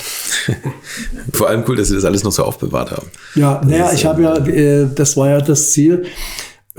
Ich war ja der Fotograf und ordnungsgemäße Ableger von Dokumenten, das wusste Melgus, und hat er gesagt, weißt du was, wenn wir alt sind, wir schreiben ein Buch. Du sammelst das ganze Zeug. Und bei dir weiß ich das gut aufgehoben, auch schön die Fotografien, die Dias, alles schön eingeordnet. Und der hatte eine große Kiste gehabt, da hat er mal alles reingeschmissen und gesagt, wenn ich dann mal zu alt bin, dann räumen wir meine Kiste aus. Ja. So, und im Zeitalter der Digitalisierung, dann nach der Wende, ist es unter dem Tod von Uli eben nie mehr zu dem Buch gekommen, und dann mache ich das halt jetzt elektronisch. Die Kiste vom Uli, die habe ich leider nie gesehen, da ist dann vieles auch verschwunden dann, was da irgendwelche Leute mitgenommen haben, die bekannter waren. Leider Gottes, aber wir konnten es durch andere Dinge, die wir jetzt gefunden haben, die mir auch immer wieder zugeleitet werden, ersetzen. Ja, und Sie haben ja wirklich viel zusammengesammelt, auch Fotoarchive gekauft und so. Also ja. Was den DDR-Rennsport anbelangt, da sind Sie ja die Instanz ja eigentlich. Ja, das freut mich auch ein bisschen, und das ist eigentlich auch mein Hobby jetzt gewesen, bis ich meinen Rennwagen hatte. Jetzt haben Sie ein besseres Hobby gefunden. Jetzt muss ich beides bedienen. Ja, das kann ich verstehen. Wo Sie gerade mit dem Sicherheitsgurt gesagt haben, also das Thema Sicherheit im Motorsport und Unfälle, haben Sie da mal irgendwas erlebt, wo Sie gesagt haben, ui, man kann sich ja doch wehtun? Also Sie haben eben schon von dem einen Unfall erzählt, den Sie im Rückspiel erlebt haben. Der tragischste, das war der, wo ich tatsächlich jemanden verloren habe während des Rennens. Das heißt auch das, was mich, ich sage mal, sehr lange beeindruckt hat, ist eben der Unfall, weil er unmittelbar hinter mir passiert. Ich konnte das im Rückspiegel beobachten, wie die beiden sich attackiert haben. Na, die wollten auch gerne an mir vorbei, aber ich war nun mal schneller. Also die Abstand zwischen denen und mir waren vielleicht 30 Meter. Ich habe also gesehen, wie das passiert ist. Und der ist ja dort nicht sofort zu Tode gekommen, sondern lag dann im Koma und ist eine Woche später gestorben. So, und das war für mich eigentlich das Dramatischste. Und das Dramatischste war auch, dass nach dem damaligen Reglement das Rennen weitergehen durfte. Das ist heute ein Unding.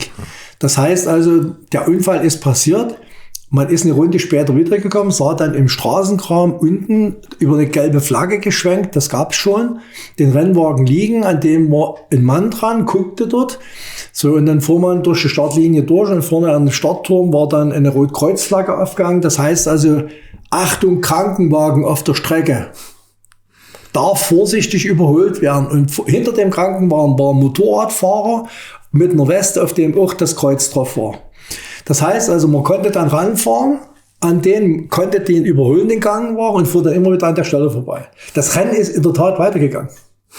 Ich weiß nicht, ja, kann man sich gar nicht vorstellen. So, und das ist natürlich beeindruckend, und es gibt auch ein Foto, wo ich dann nach dem Rennen reinfahre, wieder ins Fahrerlager, und mich sofort die Leute umschwärmen, was ist denn da passiert, wer ist denn da irgendwo Unfall? Dieses Foto habe ich auch auf meiner Webseite, wo ich dort vollkommen, sagen wir mal, geschockt dann erzählt habe, der Tartaschik liegt oben im Graben, und das ist furchtbar gewesen. Er ist mit dem und dem Fahrer zusammengeknallt. So, und das war der schlimmste Unfall. Ja, ich habe dann noch Unfälle gehabt, die waren mehr oder weniger lustig, dass also dann in Most ein Fahrer, weil ein Teich direkt neben der Rennstrecke war, in den Teich reingefahren ist. Der hätte dort fürchterlich ertrinken, wenn der Rennwagen umgekippt wäre. Der ist Gott sei Dank aber nie umgekippt, sondern stand auf den Rädern, und dann haben die den Kran rausgeholt. Da habe ich Fotos davon, wie dann das Wasser aus dem Rennwagen rausläuft.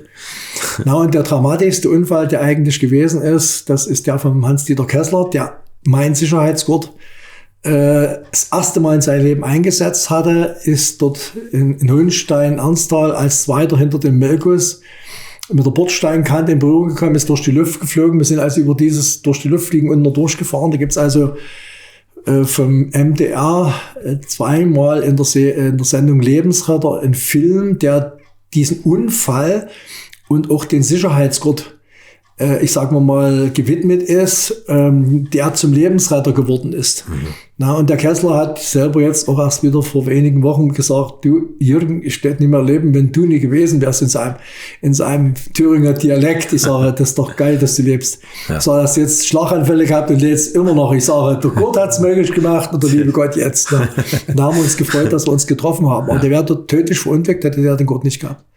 Und Sie selber haben den aber nie gebraucht, den Gurt? Oder ich habe nie gebraucht. Keine schweren Unfälle gehabt? Nee, ich hatte nur einmal einen Unfall gehabt, aber das war beim Bergrennen, da war ich nur Kurve zu schnell, die Herder haben nicht mehr gegriffen und da war dann ein Steinbruch und da bin ich dann geradeaus weitergefahren, in den Steinbruch rein und dann war halt die Spitze kaputt und den zweiten kleinen Unfall, klein ist auch ein bisschen übertrieben, hatte ich in der Tschechei. Da war ein Regenrennen gewesen, da war so viel Wasser auf der Straße und da bin ich eine Straße runtergefahren, die rechts abging und der tschechische Meister ist hinter mir hergefahren. Man muss ja diese Lampen anhaben bei Regen, weil damit das schon eher zu sehen ist, dass der fährt. Und ich bin also kurz vor der Kurve, musste ich also bremsen, um im dritten Gang in die Kurve reinzufahren. Und als ich dort runterschalte, bremse, kriege ich einen Schlag von hinten. Das Auto hat's gedreht. Ich dachte, was ist denn jetzt passiert? Und kam mitten in der Kurve zum Stehen. Ich sofort meinen Sicherheitsgurt rausgesprungen aus dem Auto, über die Leitplanken hoch und bin den Berg hochgerannt, hab von unten geguckt.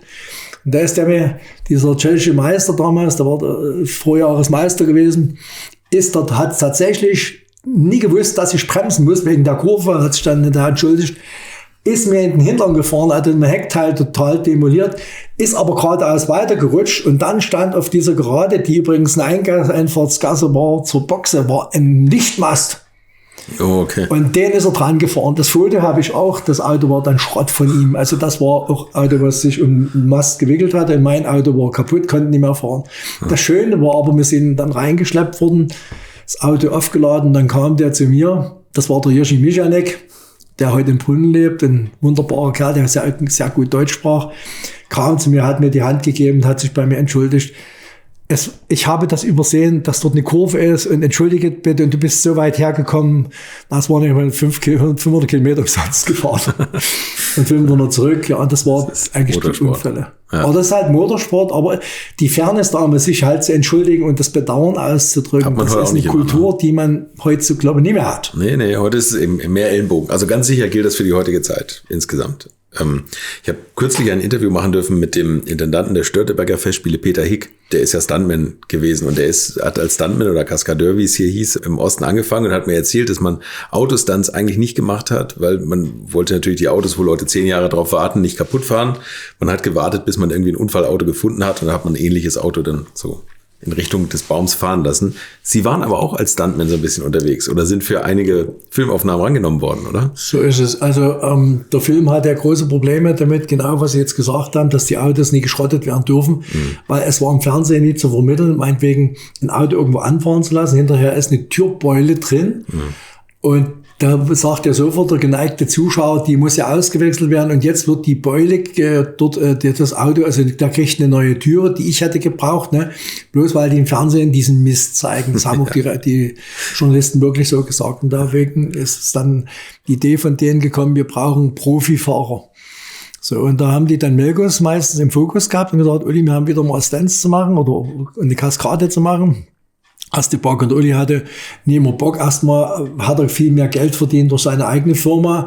Und da hat er gesagt, Mensch, Bernd, hast du Lust? Oder Jürgen, hast du Lust? Also unser Dreierteam. Da bin ich natürlich in den Genuss von einigen Stunts gekommen, die wir hier fürs DDR-Fernsehen gedreht haben, mit Günter Schubert zusammen, der leider verstorben ist. Und genau vor 4 Tagen habe ich über diese Stunts einen eigenen Film jetzt im YouTube-Kanal reingebracht, der das mal zeigt. So, und der größte Stunt war eigentlich der, wo ich den Trabant Tramp über die Leitplanken gejagt habe, damit er durch die Luft fliegt für einen Westfilm. Also der Trabant Tramp ist ja ein Trabant, der wie ein Cabrio ausschaut. Wie der Mini-Moog eigentlich. Ja, genau. So ein bisschen, so. ja. Und das Militär hatte den ja schon, die fuhren ja schon damit die Grenztruppen hatten den eingesetzt und da kam sich schon ein pfiffiger Kerl drauf, mit denen können wir Devisen verdienen. Und da haben die das Ding halt ein bisschen umfunktioniert und haben den weiß lackiert und ein bisschen mit Kunstleder reingemacht. War für damalige Zeit ein schmuckes Fahrzeug. So, und nun muss man dann natürlich einen Film geben und da wurde hier in Dresden der Christoph Czarny angesprochen, du bist ein Filmemacher, mache mal einen Film. Und da hat dann Melkus angefragt, kannst du den Stand machen? Und er hat immer gesagt, das ist ein Mist, mache ich nie gerne. Und hat er mich gefragt, willst du das machen? Und da es 500 Ostmark für einen Drehtag gab, das muss ich überlegen, 500 Ostmark bei 1000 Monatsgehalt.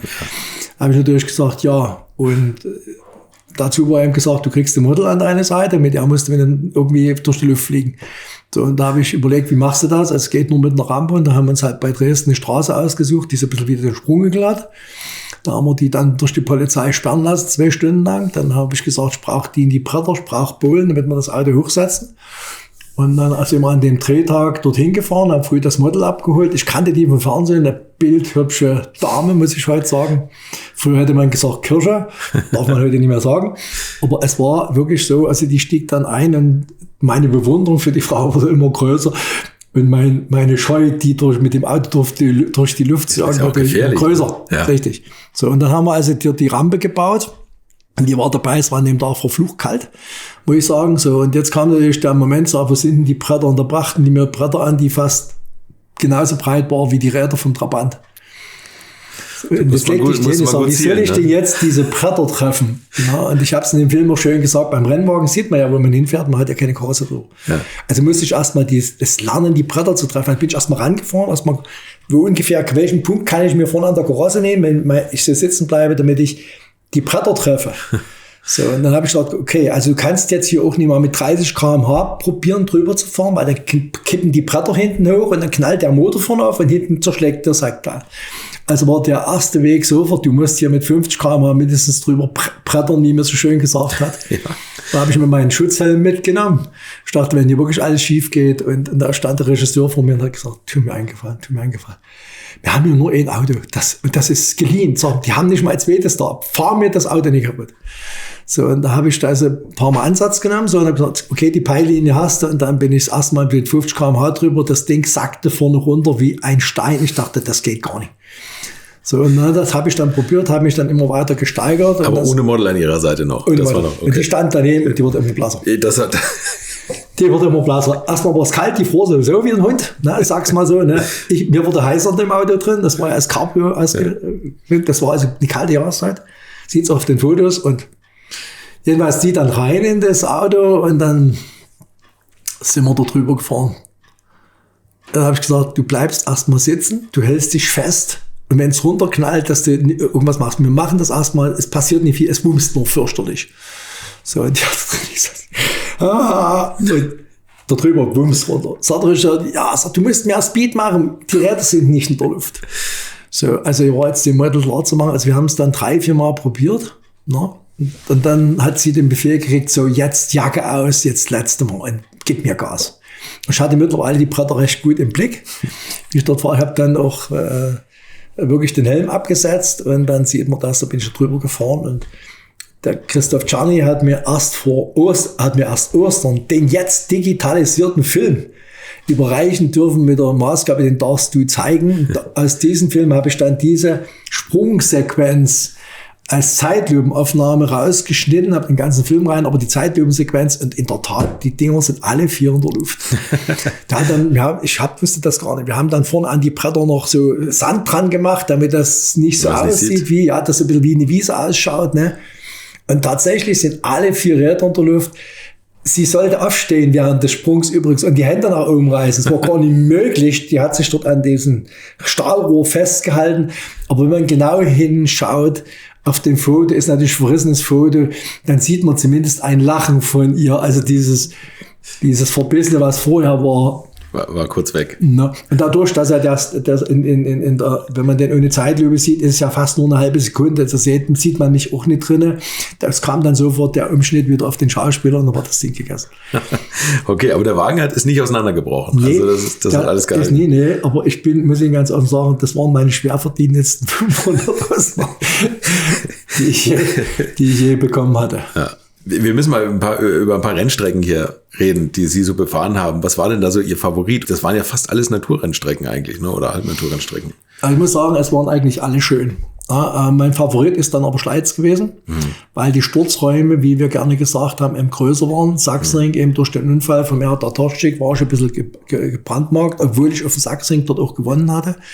In der LK2 einen Sieg rausgefahren habe. Trotzdem ist es nie mein Liebling geworden, weil wenn man immer so einen Unfall sieht und man fährt dort mit 250 Sachen dort runter und sieht immer wieder diese Straßenwölbung, die ihr heute genau noch seht, in die Bäume, dann wird man ganz schnell an den Unfall assoziiert und dann kriegt man ein mulmiges Gefühl. Also man fährt dort nie ganz gerne runter. So, und dann durch die Straßenschluchten und Hohenstein durch sowieso nicht.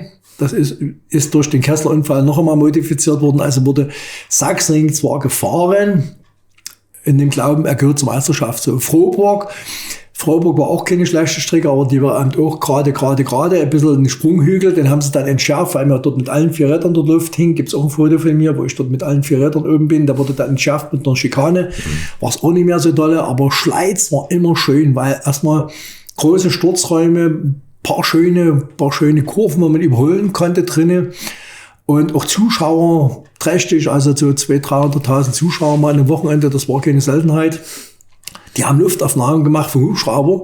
So, das war eine sehr schöne Sache. Und wenn man wirklich mal rausflog, waren halt Felder. Da knallte man in die Felder rein, oder auf irgendwelche aufgeschütteten Barrieren. Und Schleiz es galt ja als schönste Naturrennstrecke überhaupt, muss ich sagen, war wirklich toll. Und durch die Luftaufnahmen, die jetzt heute noch zu sehen sind, das ist schon profimäßig gewesen, was damals die DDR-Zeit gemacht hat. Im Schleizer Dreieck feiert ja dieses Jahr 100-jähriges Jubiläum. Das geht im Juni, da gibt's eine ganz tolle Woche, verlinke ich auch nochmal. Also das ist einen ganzen Monat, glaube ich, immer wieder Veranstaltungen. Sie sind da auch involviert, es wird ein neues Buch geben.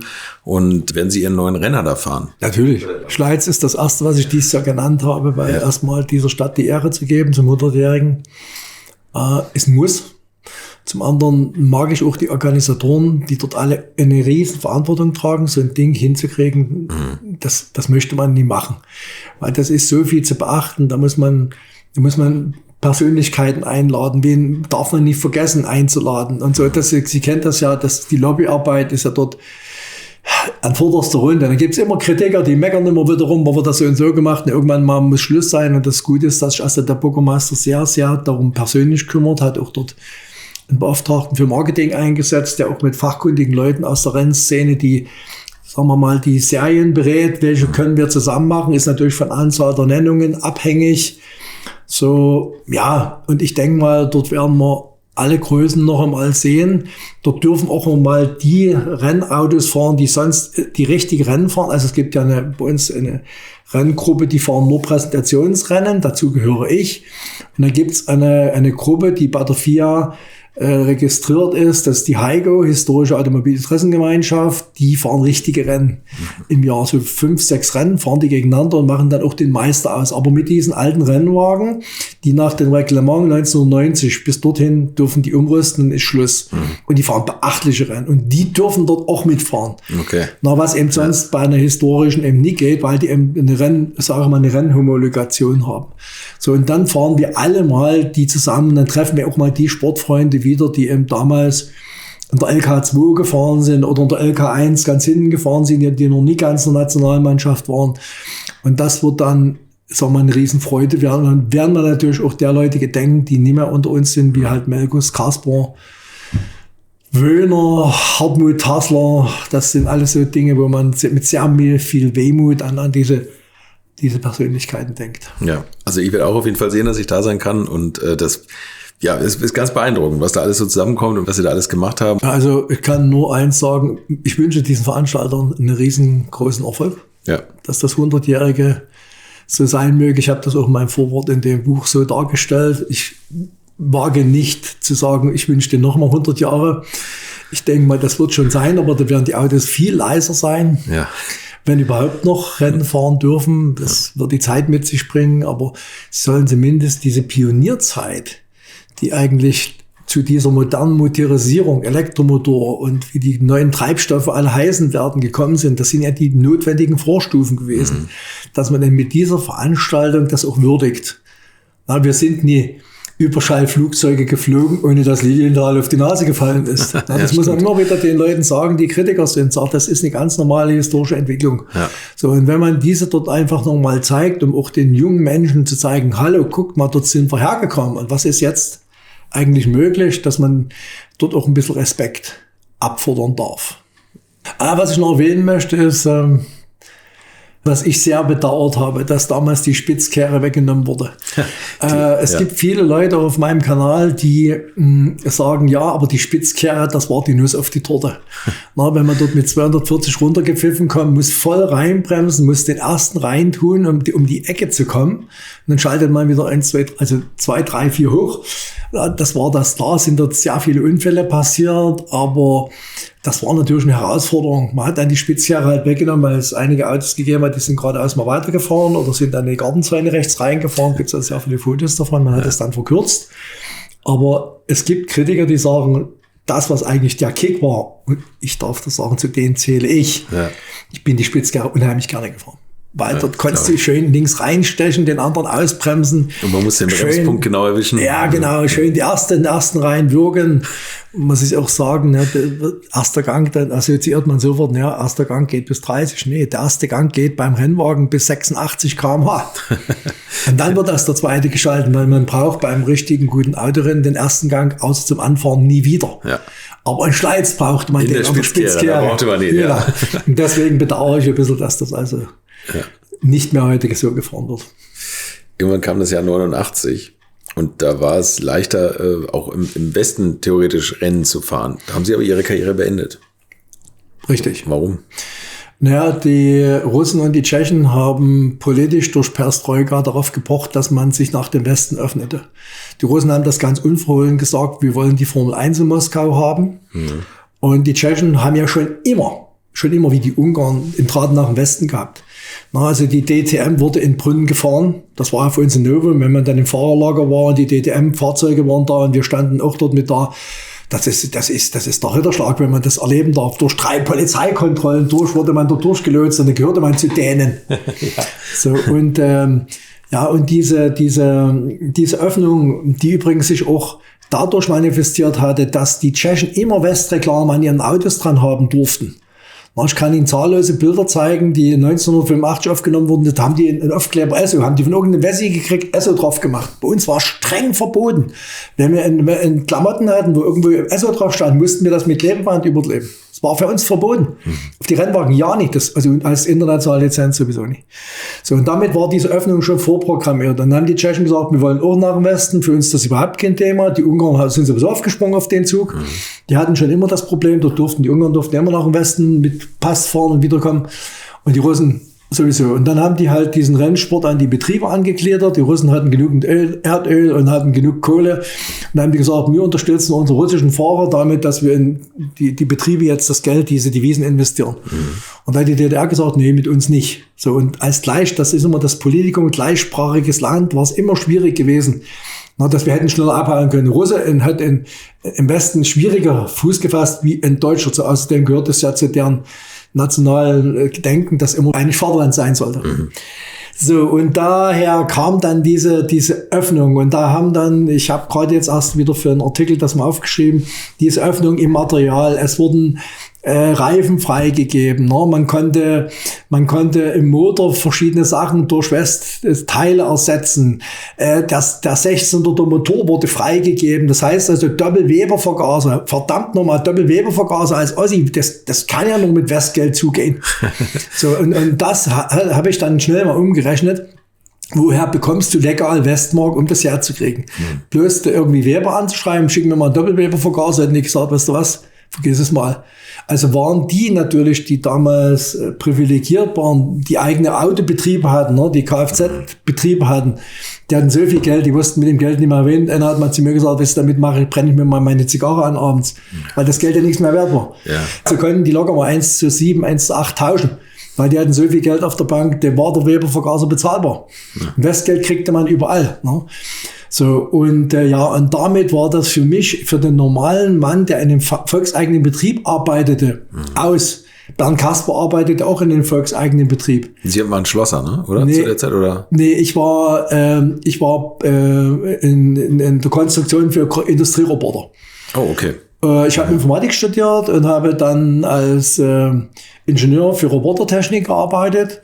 Und der Bernd Kasper war in einem großen Kombinat in der Konstruktion, hat dort Nahrungs- und Genussmittelmaschinen, also Produktionsstätten, die übrigens auch nach Westen verkauft worden sind, konstruiert. Okay. Hat aber die meiste Zeit heimlich an seinem Reißbrett Rennautoteile geformt und gemacht. Ja. Und als dann diese Öffnung kam, dass also Material eingesetzt werden kann, war man natürlich, wenn man das alte Ostmaterial behielt, überhaupt nicht mehr wettbewerbsfähig. So, und das beste Beispiel war, erzähle ich immer wieder gerne, 1988 in Frohburg war das erste Mal freigestellt, Westreifen zu fahren. Und der Uli Melgos hat mir hatte einen Ersatz Regenreifen da gehabt, die hat er mir für ein paar, ich sag's mal heute, wie man so schön sagt, für ein paar Ostmark abgegeben. Durfte ich drauf machen. Die habe ich drauf gemacht. Und jetzt sage ich Ihnen was das die Folge war.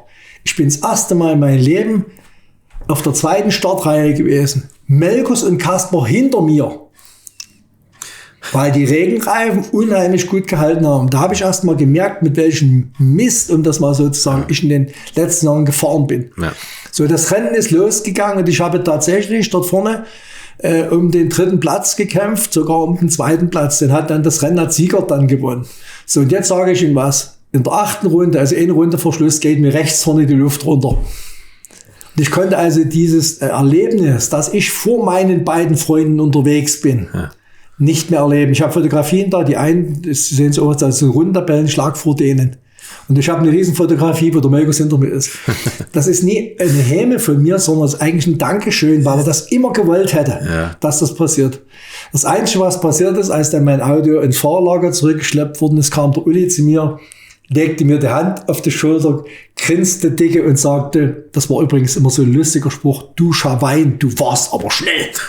Da habe ich gesagt, Uli, dank deiner Reifen. Ja.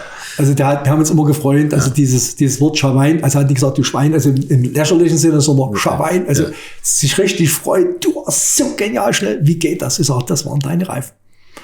So, und das hat mich dann geärgert, dass ich solche Reifen eben nie vorher hatte, weil es eben immer wieder die dritte Auslese ist, die wir von Tschechen bekommen haben. Und das hat dann für mich gesagt, jetzt ist Schluss. Ja. So, und dann habe ich halt das Auto verkauft. Kasper hat dann nochmal an der Neuentwicklung mitgearbeitet für den neuen Rennwagen, hat dann aber auch gemerkt, das kriegt er finanziell nicht mehr gestemmt. Und dann kam ja die Wende 1990 und dann wurde alles umgetauscht. Und dann haben wir gemerkt, wir haben gar keine Adaption zu Westformeln gehabt. Na, die Westformeln, dort haben wir nie reingepasst. Und dort, wo wir reingepasst hätten, da sagen böse Zungen auch, ne, die wollten uns nicht wirklich haben, weil wir schon sehr schnell waren mit unseren Autos. Also deswegen blieben wir schön unter uns und haben also die Heiko gemacht, die Gott sei Dank heute immer noch ein paar Fahrer hat, die diese alten Autos zeigen. Und sind Sie da dem Rennsport danach noch treu geblieben oder gab es mal so die Überlegung, dass man sagt, ich könnte eigentlich mein Wissen irgendwo einsetzen oder in irgendeinem Rennstall arbeiten? Oder ich meine, Peter Mügge, das ist ja nun das Paradebeispiel. Ich glaube, der größte Privatrennstall, den wir ja haben. Ne? Also der hat das tatsächlich ja weitergetrieben. Naja, also Sie kennen das ja, wie das mit einer großen Liebe ist. Wenn Sie von einer Frau, die Sie lieben, verlassen werden, dann trägt das Sie ihr Leben lang im Keller. Und ich muss Ihnen sagen, ich habe das verkauft und habe gesagt, ich will nie wieder was vom Rennen hören. Ja. Weil das war mein Leben, das war meine Philosophie, dort habe ich gelernt, dort habe ich mich entwickeln dürfen, dort habe ich mich entfalten können in der DDR, was ich sonst nie gekonnt hätte. Ja. So, und diese große Liebe, diese große Frau in dem Fall zu verlieren, habe ich gesagt, Ausschluss. Ich bin sage und schreibe keine 10 Jahre auf der Rennstrecke gewesen. Nichts, mich hat es gar nicht mehr interessiert. Ich habe kein Formel-1-Rennen geguckt. Ich habe abgeschaltet, habe mich erstmal meinem Beruf gewidmet. Ich habe einen tollen Beruf gehabt. Ich habe in Dresden bei BMW in der Niederlassung gearbeitet, war der erste Mitarbeiter, war dort die Führungskraft gewesen, übrigens auch einer der ersten ostdeutschen Führungskräfte, was heute noch ein Novum ist. Ja, ist halt so. Und habe mich also meiner Karriere gewidmet und habe das erstmal weitergemacht. So, und damit war für mich das ganze Thema erledigt, bis dann irgendwann mal, ich kann das sogar genau sagen, ich müsste gucken, wann ich die ersten Fotografien wieder gemacht habe. Komm, wir gehen mal wieder mit an die Rennstrecke. Es ist doch jetzt vorbei. Komm mal, wir gucken mal, was die alten Kollegen machen. Ja. Und dann bin ich das erste Mal hinter der Kamera bewaffnet und das hat mich dann auch fasziniert, aber immer mit der Wehmut versehen, wo ist denn dein Auto? Und die Geschichte, dass mein Auto nicht mehr existiert, dass es durch Unfälle in Teilen verkauft oder weggegeben worden ist, das hat mich natürlich maßlos traurig gemacht, weil alle wussten ja, dass das Auto sehr, sehr schnell war, dass es auch baugleich war mit Melkus und Kaspers. Ja, und ich war im Prinzip immer der sagen musste, Kind ist gestorben. Ja. War das Autohaus von Melkus, wo Sie waren bei BMW? Nee, weil die Niederlassung der Melkus war der erste Händler. Ah ja, okay. Und die Niederlassung hatte dann auch vor, hier, also BMW Aktiengesellschaft hatte dann auch hier eine Niederlassung zu gründen. Und Melkus sagte, hier, du, pass auf, wir können später immer wieder was zusammen machen, motorsportlich, du, hier, ich habe gehört, hier Dresden eine Niederlassung, komm, kümmere dich mal. Und ich als Organisationstalent habe gesagt, überhaupt kein Problem. Dann habe ich sofort bei BMW angerufen, wo wird das gemacht, wo sitzt der Mann, der Erfahrung hat, das war ein Berliner. Den habe ich angerufen, ja, sagt er, ich bin demnächst in Dresden, kennst du in Dresden gut aus? Dann habe ich gesagt, wissen Sie was, wer ich bin der und der, ich habe das und das gemacht. Sagt er, Sie sind genau der richtige Mann. Sie kennen ja hier alle Händler, Sie kennen ja alles, jede Straße, jede Bordstein kennen Sie alle. Ich sage genau so, wir treffen uns. Dann haben wir uns in Bellevue getroffen, haben uns kennengelernt und er hat gesagt, Sie sind mein Mann. Wir machen jetzt hier das Ding gemeinsam. Und beim dritten Mal hat er mich dann gefragt, was ich werden will bei ihm. Und da habe ich gesagt, naja, was kann ich denn verdienen? Hat er gesagt, was wollen Sie denn mal verdienen? Und durch meine Westbesuche drüben wusste ich, dass es richtig ist, wenn man dem sagt, was man verdienen will, weil dann stufen die ihn ein in die Leistungsklasse. Da war ich rotzfrech gewesen und habe gesagt, ich möchte im Jahr 100.000 D-Mark verdienen. Als Ossi. Anfang der 90er muss man auch sagen. Ich wusste aber, was Führungskräfte verdienen. Ja. Da hat er mich angeguckt. Dann werden Sie mein kaufmännischer Leiter. Er wurde Niederlassungsleiter, ich war der kaufmännische Leiter, wurde sein Stellvertreter. Und habe damals Anfang 3.500 Westmark verdient. Das war so viel Geld für mich. Habe dann Überstunden gemacht ohne Ende. Ich hatte dann im Monat so an die 100 Überstunden und 120. Und dann hat das Personalbüro in München gesagt, also den Meißner müssen wir jetzt zum AT machen, weil der ist zu teuer. Und da habe ich dann AT-Gehalt bekommen mit 7.000 D-Mark. Also außertariflich. Richtig, bedeutet MFK, mittlerer Führungskreis. Der nächste ist nur noch ÖFK, als Vorstand wollte ich ja nicht werden. Ne? Ja. So wurde dann eben dort eingestuft und habe 7.000 Ostmark verdient, D-Mark verdient, ja. Das war natürlich viel, viel Geld, aber war natürlich auch, ich war jeden Tag 12 Stunden unterwegs, sonnabends wie sonntags, also. Ja. Und ich habe das so als positiv empfunden, dass also mein Wissen abgesaugt worden ist. Man wollte immer was wissen, man wollte immer, also die Ideen, die wir haben, man konnte sie gar nicht so schnell produzieren, wie die weg waren, wie die wieder aufgesaugt wurden. Das war zur DDR, hatte immer eine Idee, ging, machst du alles nicht. Na, also dort eine Verbesserung zu bringen, war ganz schlimm. Und die Westdeutschen, die sagen, Mensch, wir brauchen Leute, die hier Integration machen, die uns helfen, die uns organisieren helfen. Und da konnte man gar nicht so schnell die Ideen produzieren. Und das war so geil gewesen, das zu spüren, dass man gebraucht wird. Dass man was bewegen kann. Und nicht im Apparat da irgendwo untergeht als Rädchen. Ne? Aber das finde ich auch immer so beeindruckend, dass man, obwohl eigentlich das System damals das unterbunden hat, Ideen anzubringen. Also eigentlich muss man ja ganz, ganz konform das machen, was einem gesagt wurde, dass sie sich das trotzdem haben nicht nehmen lassen, Ideen zu produzieren. Weil hätte ja auch sein können, dass sie sagen, ja, komm, da lege ich halt die Hände in den Schoß, mache meine Regelarbeitszeit und gut ist. Aber es gibt eben so einige, und das ist ja, zeigt ja ihre ganze Karriere, dass sie einfach ihr Leben lang immer dran gearbeitet haben, irgendwas zu verbessern. Ja, die meisten Leute im Osten haben in die DDR dadurch gefällt, dass sie eine innerliche Kündigung ausgesprochen haben. Ganz genau, ja. So, und es gab nur wenige Leute, die gesagt haben, wir müssen jetzt aus der Sache was machen, die also einen inneren Druck hatten, und den hatte ich. Ich habe einen inneren Druck verspürt, du musst ja was machen, ich war kreativ, ich habe Verbesserungsvorschläge gemacht in den Betrieben, habe nebenbei viel Geld verdient, eben durch diese Verbesserungsvorschläge. Also ich habe mich da nie unterbringen lassen. Und der Rennsport war ja genau das, wo man eine Idee haben konnte, die umsetzen konnte, selber ausprobieren konnte, selber Kritiker war, wieder verbessern konnte. Also Dieses eigene System, das war das, was so genial war. Und deswegen habe ich es am Ende auch bis zum Exzess getrieben. Für mich gab es nur noch Rennsport. Alles andere nicht mehr, weil es eben nie bloß ging ja nicht um das schnelle Fahren oder Fans zu haben. Das war ein gutes Beiwerk. Die Idee war einfach zu gebären und dann daraus etwas zu machen und dann zu sagen, das ist es gewesen. Und dann noch so ein paar Verrückte zu haben, wie Kasper und Melgos und wie die anderen Freunde alle hießen, die das genauso mitgetragen haben. War das hier im Ost-Rennsport, wenn man so weit oben war, auch so, dass ging da viel mit Mädels in der Boxengasse? Ja, das gab es zu DDR-Zeiten nie. Also Boxenluder oder sowas, das gab es zu DDR-Zeiten nie. Es gab schon Faninnen, sagen wir mal. Faninnen, das ist ein ganz moderner Ausdruck, den Sie ja, Faninnen, ja. Ich gäntere ganz gerne mal so ein bisschen in der Ecke herum. Nee, aber es gab schon ab und zu mal Damen, die dann im Fahrerlager gesagt hat, kannst du uns mal mit nach Hause nehmen? Ja. Naja, und die haben wir dann auch sorgsam abgeladen, weil die meisten waren ja verheiratet oder waren in irgendwelchen festen Beziehungen. Und ja, das ist ja wie das so immer ist, über die Dinge, die man ahnt, da redet man sowieso nicht darüber, also was bei anderen war. Auch in der DDR gab es Boxenluder und Boxenluderinnen. Sozusagen. Genau. Ja, genau. Okay. Herr Meissner, es gibt immer eine letzte Frage bei mir und das ist die letzten 50 Liter Sprit. Ich ahne so ein bisschen, wo Sie die drauf loslassen. In welchem Auto und auf welcher Strecke würden Sie das verfahren? Also ich würde in meinem Rennwagen fahren wollen. Ja. Und ich würde das gerne in Schleiz fahren, aber ich muss Ihnen sagen, mittlerweile liebe ich auch Most über alles. Okay.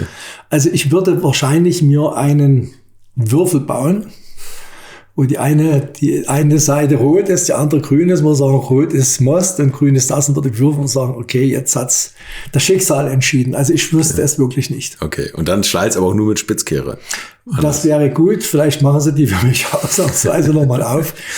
Ja, aber mittlerweile liebe ich Most über alles, weil auch die Kultur dort sehr gut ist und dort wir auch das erste Mal uns austesten konnten. Ne? Da ist man einfach mal ins Limit gefahren, um zu sehen, wie schnell kann ich eine Kurve fahren. Ich bin dann mal fürchterlich rausgeflogen, weil ich gesagt habe, das muss doch noch schneller gehen. Und als ich dann in das Schotterbett reinfuhr und das Auto abgebremst wurde und ich habe dann Rückwärtsgang reingemacht, die Räder sind durchgedreht, da war nichts. Da kam dann ein großer Kran, hat mich rausgehoben, auf den Transporter drauf. Und mein Monteur hat eine halbe Stunde lang an der Waschbox gestanden, hat die Steine rausgewaschen. Ja, stimmt. Der hat fürchterlich geflucht, was ich mir denn da hab einfallen lassen. Und ich habe nur gesagt, Uli, jetzt weiß ich, wie schnell ich die Kurve nicht fahren darf. Ja, genau. Also das war die positive Erkenntnis. Von oben. Sind Sie mal Nordschleife oder so gefahren? Nee. Also ich bin leider Gottes eben nie im Westen gefahren. Mit den historischen könnte ich das jetzt wieder machen. Ja, oder Nordschleife gibt es auch diese Touristenfahrten, dass man da mal so fährt mit einem Privatwagen. Hätte sein können von BMW aus, dass man wir sind da leider nie gefahren. Wir von BMW haben wir immer zu Fahrtests dann den Sachsenring genommen. Aber im Westen halt nicht, aber es gibt ja genügend historische Veranstaltungen, die man im Westen fahren könnte.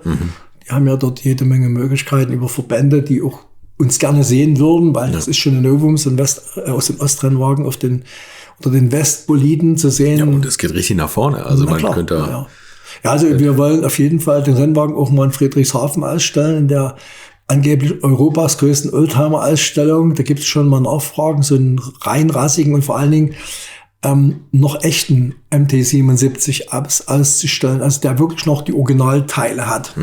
So wie das damals war, wo man dann auch die Geschichten dazu erzählen kann. Ne? Das ist natürlich interessant auch für die Nachwelt, und sagen, wir hatten das Auto mal hier. Ja, also eins muss man auf jeden Fall machen, wenn man das Auto ausstellt, man muss sie dazustellen und die Geschichten erzählen lassen, weil das ist wirklich Leidenschaft pur. Ja. Nein, also es hat mich wirklich gefreut. Herr Meissner, ganz, ganz vielen Dank. Ich wünsche Ihnen ganz viele tolle Runden auch mit Ihrem alten Rennwagen und bin gespannt, wie das aussieht. Also ich freue mich drauf. Und vergessen Sie den abschließenden Spruch nicht: Hals- und Beinbruch. Das war Jürgen Meissner, und wenn ihr ihn mit seinem Rennwagen sehen wollt, dann fahrt unbedingt zum 100. Jubiläum des Schleizer Dreiecks. Jetzt im Juni ist es soweit. Alle im Podcast erwähnten Links findet ihr auch nochmal in den Shownotes, und wir hören uns hier in der nächsten Woche wieder. Zwischendurch könnt ihr die alte Schule übrigens auch live sehen, wenn ihr Lust habt, am kommenden Samstag in München.